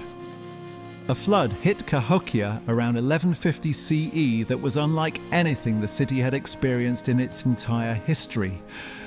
The water came not just from the Mississippi but from the Missouri River to the west, a combined surge that inundated enormous stretches of the American bottom floodplain, the rich agricultural land on which Cahokia depended for its food supply.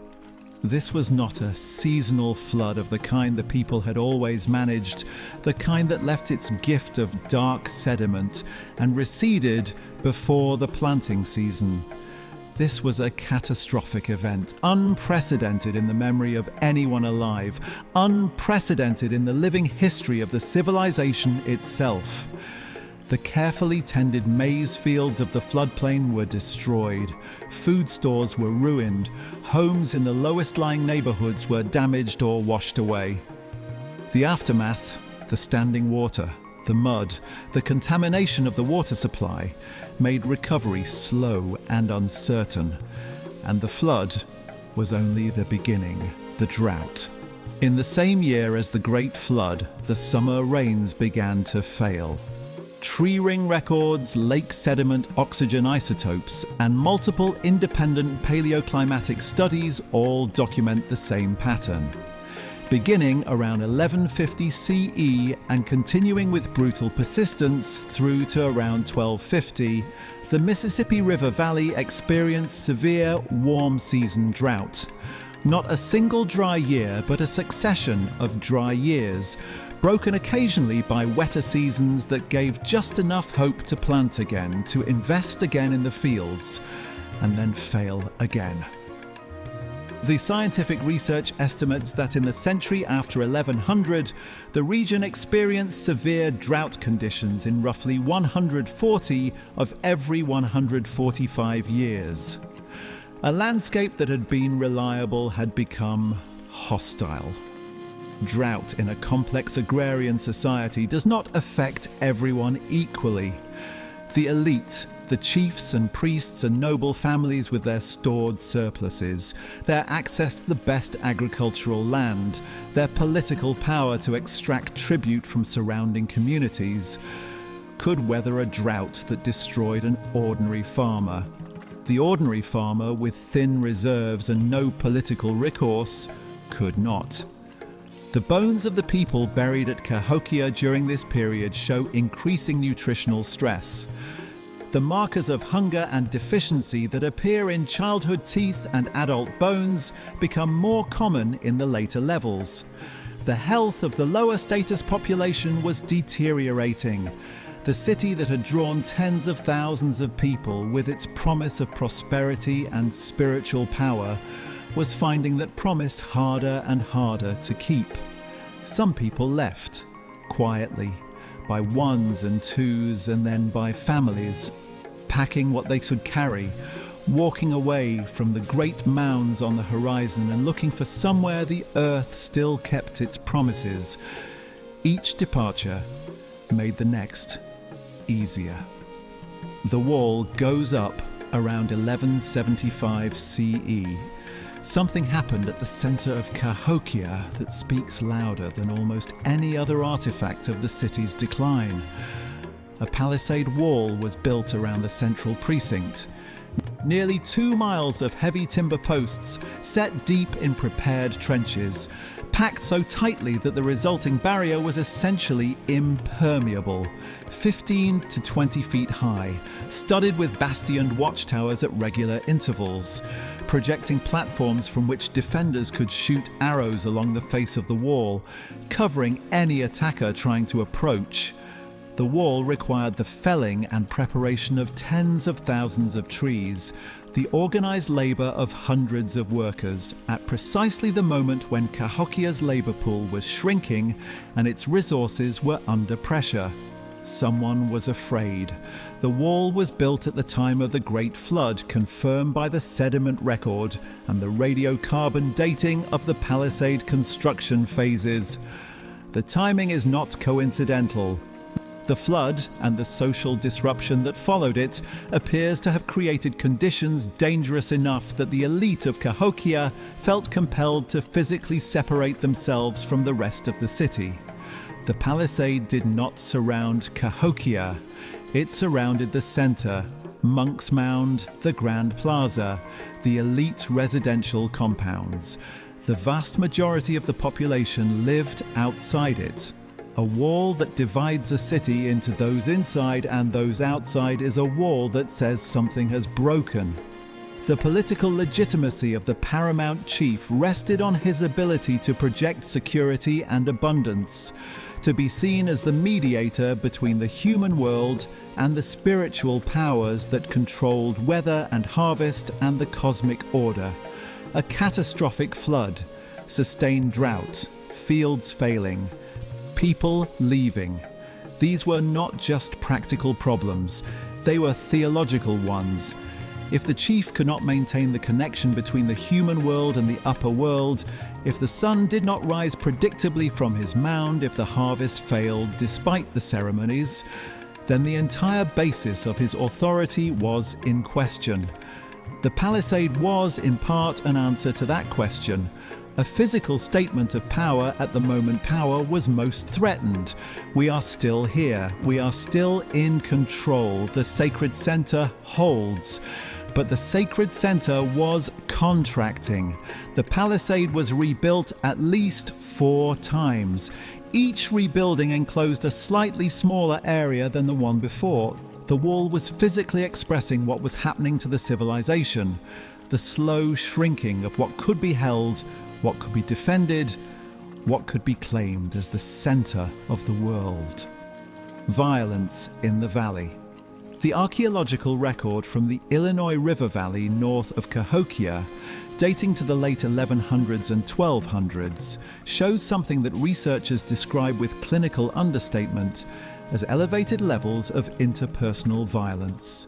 Burned villages, skeletal trauma patterns on human remains indicating warfare, evidence of the catastrophic destruction of outlying settlements that had been part of the Cahokian network.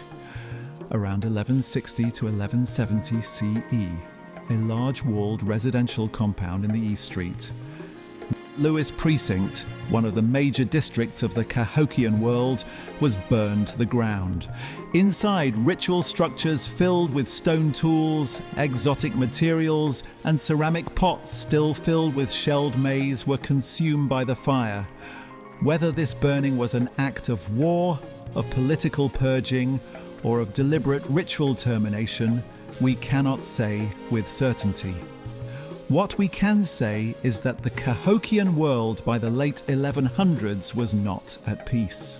The communities that had been drawn into the Cahokian orbit during the city's rise, some voluntarily, some under political and military pressure, had less reason to maintain their allegiance as the city's power and prosperity declined. The tribute relationships that had sustained the city were weakening. Some communities were pulling away. Some may have become actively hostile.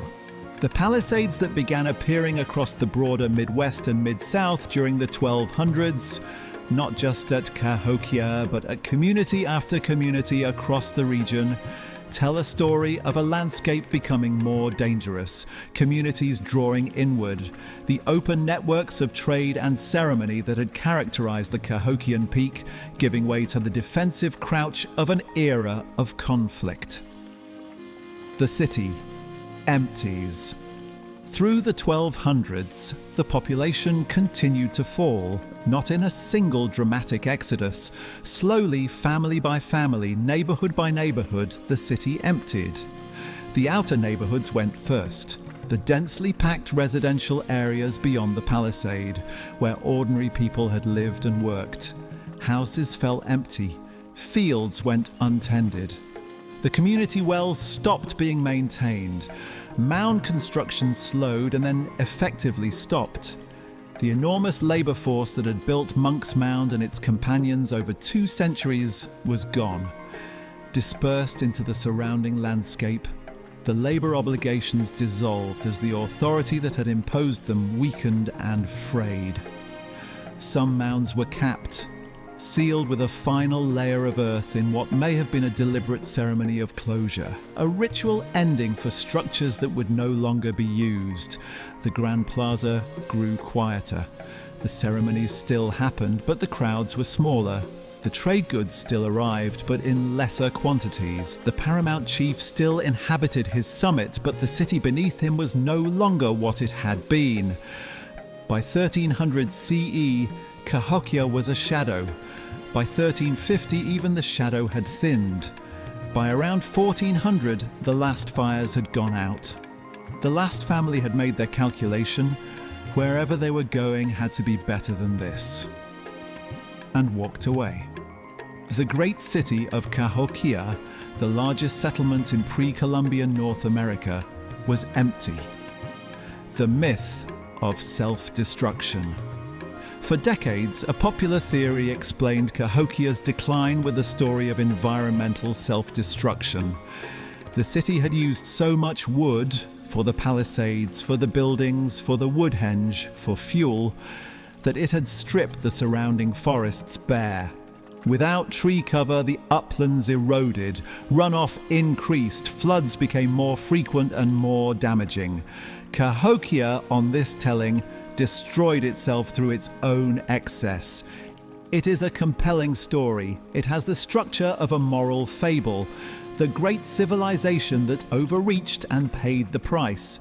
It is also, according to the most recent research, almost certainly wrong. Washington University researchers excavating around Cahokia's mounds found that the ground surface surrounding the site remained stable throughout the entire period of Cahokian occupation. Stable in the way that soil under trees remains stable, not the eroded, disturbed soil you would expect if large-scale deforestation had occurred.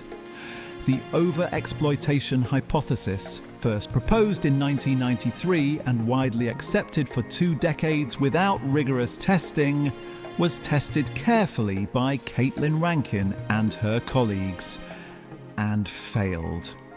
The evidence simply does not support it. Researcher Caitlin Rankin put it plainly: the hypothesis came to be accepted as truth without testing, and when it was finally tested, it was falsified. It is worth pausing on why the deforestation story was so readily believed. There is a tendency in Western thinking to interpret the collapse of ancient non-Western civilizations as self-inflicted. A kind of moral lesson about the wages of excess and the limits of complexity. The idea that the people of Cahokia destroyed themselves through reckless resource exploitation fits a narrative that we find culturally familiar. But that narrative was being imposed on the evidence rather than read from it. The people of Cahokia were not reckless exploiters of their environment. They were sophisticated managers of a complex landscape who were overwhelmed in the end by forces no one could predict or control. A catastrophic flood, a century of drought, a climate transition that ended the era of stability on which the city had been built. They did not cause the medieval climate optimum to end. No one causes a climate era to end. They were caught as people in every era have been caught by the unpredictability of the world. They lasted 350 years. That is not a failure. That is a civilization. The second erasure. The people of Cahokia disappeared slowly across generations, the fires going out one by one until the last one guttered and the city was empty. That was the first erasure. The natural ending of a civilization under pressure, the dispersal of a people into the wider world, carrying their traditions and their memories and their blood into the nations that survived. The second erasure was deliberate.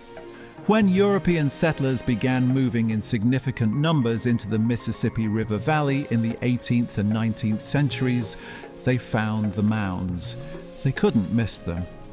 Dozens of them, hundreds scattered across the landscape of the Ohio and Mississippi valleys, rising from the flat ground in shapes that were clearly, unmistakably, the work of human hands. The largest of them, Monk's Mound, rising 100 feet above the Illinois floodplain, was visible for miles.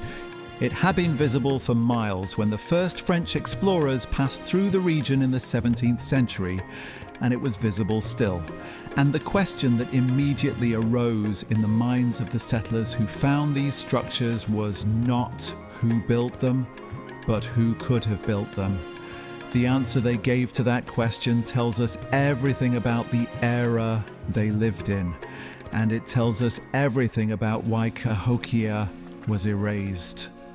The myth of the mound builders, the people the settlers were displacing, the Native American nations of the Ohio and Mississippi valleys, the peoples who were being killed and removed and driven westward under the relentless pressure of American expansion, were, in the eyes of most 19th century white Americans, incapable of having built anything so sophisticated.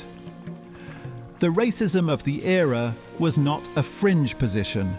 It was the mainstream. It was taught in schools and preached from pulpits and encoded in the laws that organized American society. And one of its foundational assumptions was that the indigenous people of North America were and had always been simple, primitive, without the capacity for the kind of organized, complex, technically demanding labor that the mounds required. The mounds were clearly not simple. They were large and carefully engineered and arranged according to principles of deliberate spatial organization. They represented an enormous investment of coordinated human effort. They spoke unmistakably of a sophisticated society, and so another explanation was invented. The myth of the mound builders held that the mounds had been built by a separate, ancient, superior race. A race that had nothing to do with the Native Americans currently being removed from the land. Various candidates were proposed for the identity of these mysterious mound builders.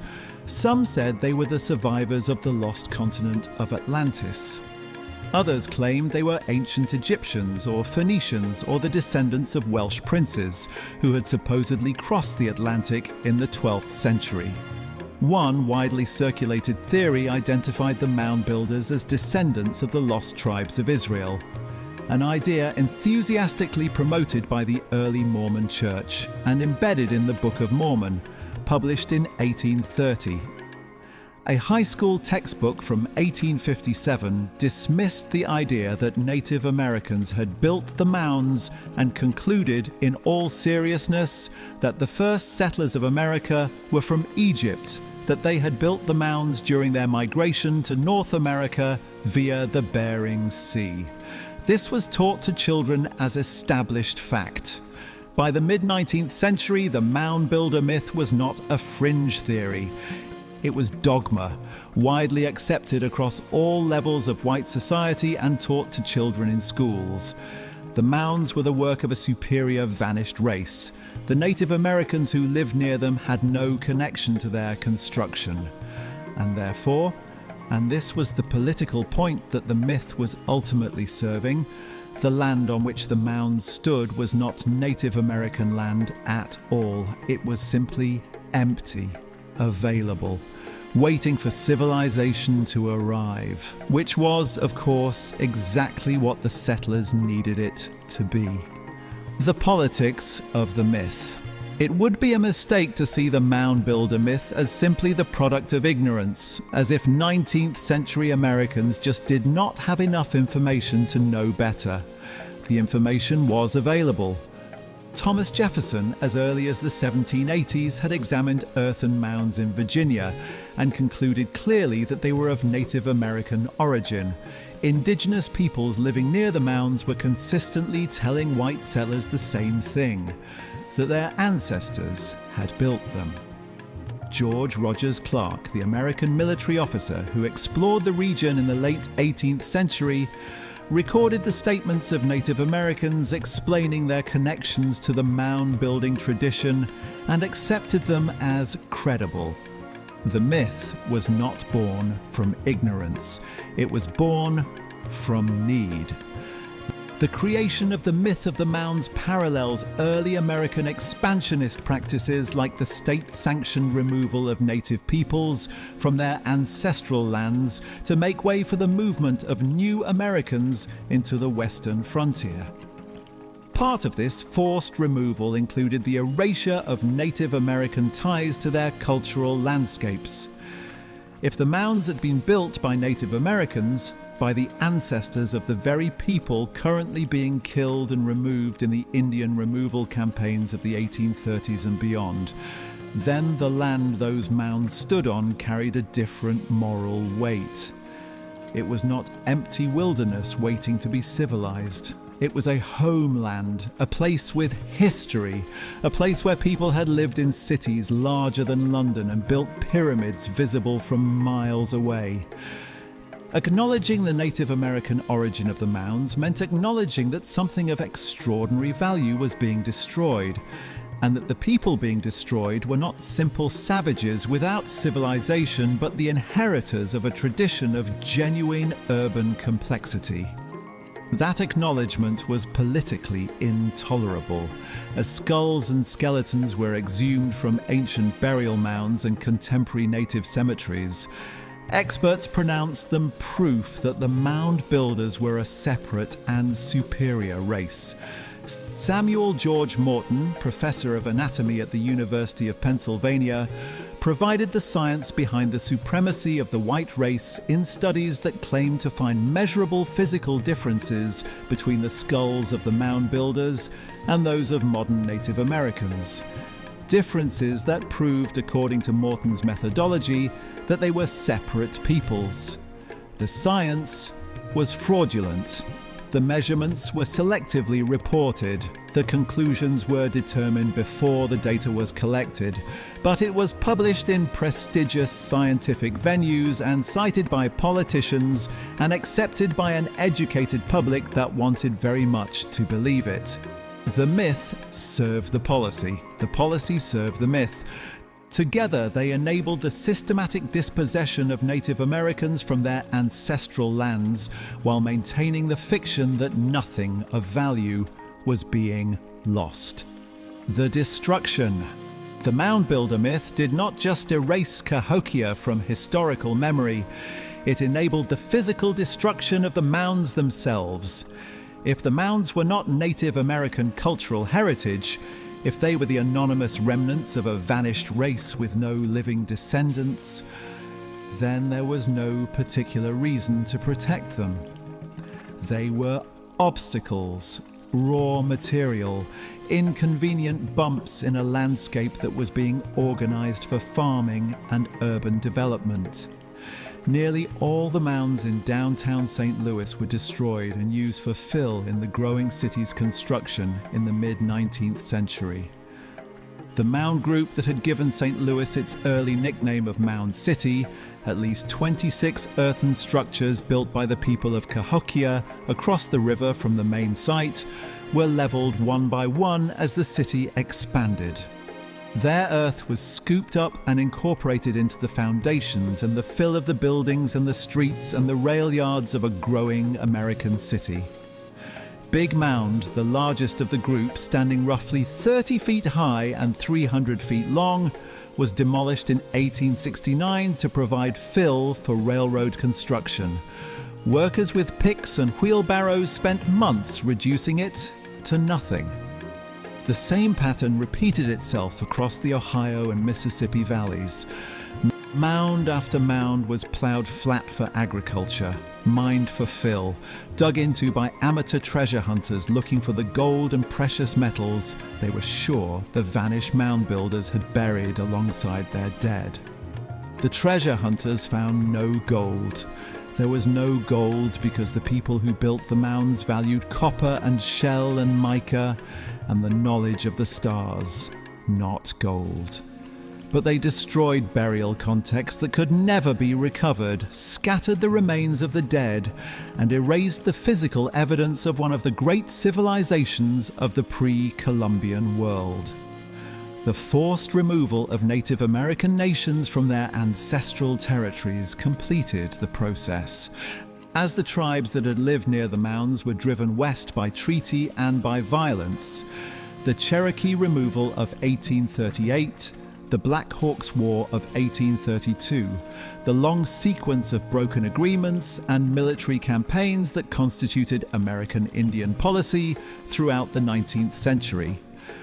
The connection between living native communities and the mound landscapes was physically severed. The people who might have spoken for the mounds, who might have organized resistance to their destruction, were gone. And so, the mounds fell without defenders. Of the 120 mounds that once stood at Cahokia, fewer than 80 survive today. The rest are gone, plowed flat, built over, incorporated into the fabric of a modern city that doesn't know or does not acknowledge what lies beneath its streets. The debunking. The mound builder myth was not overturned quickly. It took the better part of a century of accumulating archaeological evidence, combined with a gradual and still incomplete shift in the political and cultural willingness to acknowledge Native American achievement, to dismantle it. The most important early blow was struck by Cyrus Thomas, a researcher working for the Bureau of Ethnology in the 1880s and 1890s. Thomas conducted the most comprehensive archaeological survey of the mound sites that had yet been attempted, examining hundreds of sites across the Ohio and Mississippi valleys and systematically documenting the evidence. His conclusion, published in 1894, was unambiguous. The mounds were built by the ancestors of the Native American peoples who still lived in the region. The physical evidence of stylistic continuity between mound artifacts and the material culture of historically documented tribes was overwhelming. The mound builder myth was factually wrong. Thomas's report did not end the myth immediately. Popular belief changes slowly, especially when political interest is invested in maintaining the error. The myth persisted in popular culture well into the 20th century. But within professional archaeology, the consensus shifted. The mounds were Native American. The cities were Native American. The civilization was Native American. And the people who built it were not a vanished race, but the ancestors of people still living. Ephraim George Squire and Edwin Hamilton Davis had published the first serious archaeological survey of the mound sites in 1848, ironically as the first publication of the newly established Smithsonian Institution, documenting with remarkable precision what the mound landscape looked like before most of it was destroyed. Their work, conducted with genuine care and a spirit of scientific inquiry that was ahead of its time in many respects, captured a record of mound sites that no longer exist in any other form. Without Squire and Davis, we would know even less than we do about what was lost. But knowledge and acknowledgement are different things. The archaeological community knew by the early 20th century that Cahokia was one of the great pre-Columbian civilizations of North America. The general public did not. The history books used in American schools did not mention it, or mentioned it in passing as a curiosity. The great story of Cahokia, the city larger than London, the pyramid larger than Giza, the trade network connecting a continent, was available to anyone who looked for it in the academic literature. Almost no one looked. The silence was comfortable. The silence was convenient. The silence served the same political purpose in the 20th century that the myth had served in the 19th. It allowed Americans to think of their country's history as beginning with European arrival, to imagine the land before that arrival as empty, to avoid the discomfort of acknowledging what was here before and what was done to it. Cahokia was not lost. It was hidden, deliberately, persistently, conveniently hidden, and that hiding is itself a part of the history that needs to be told.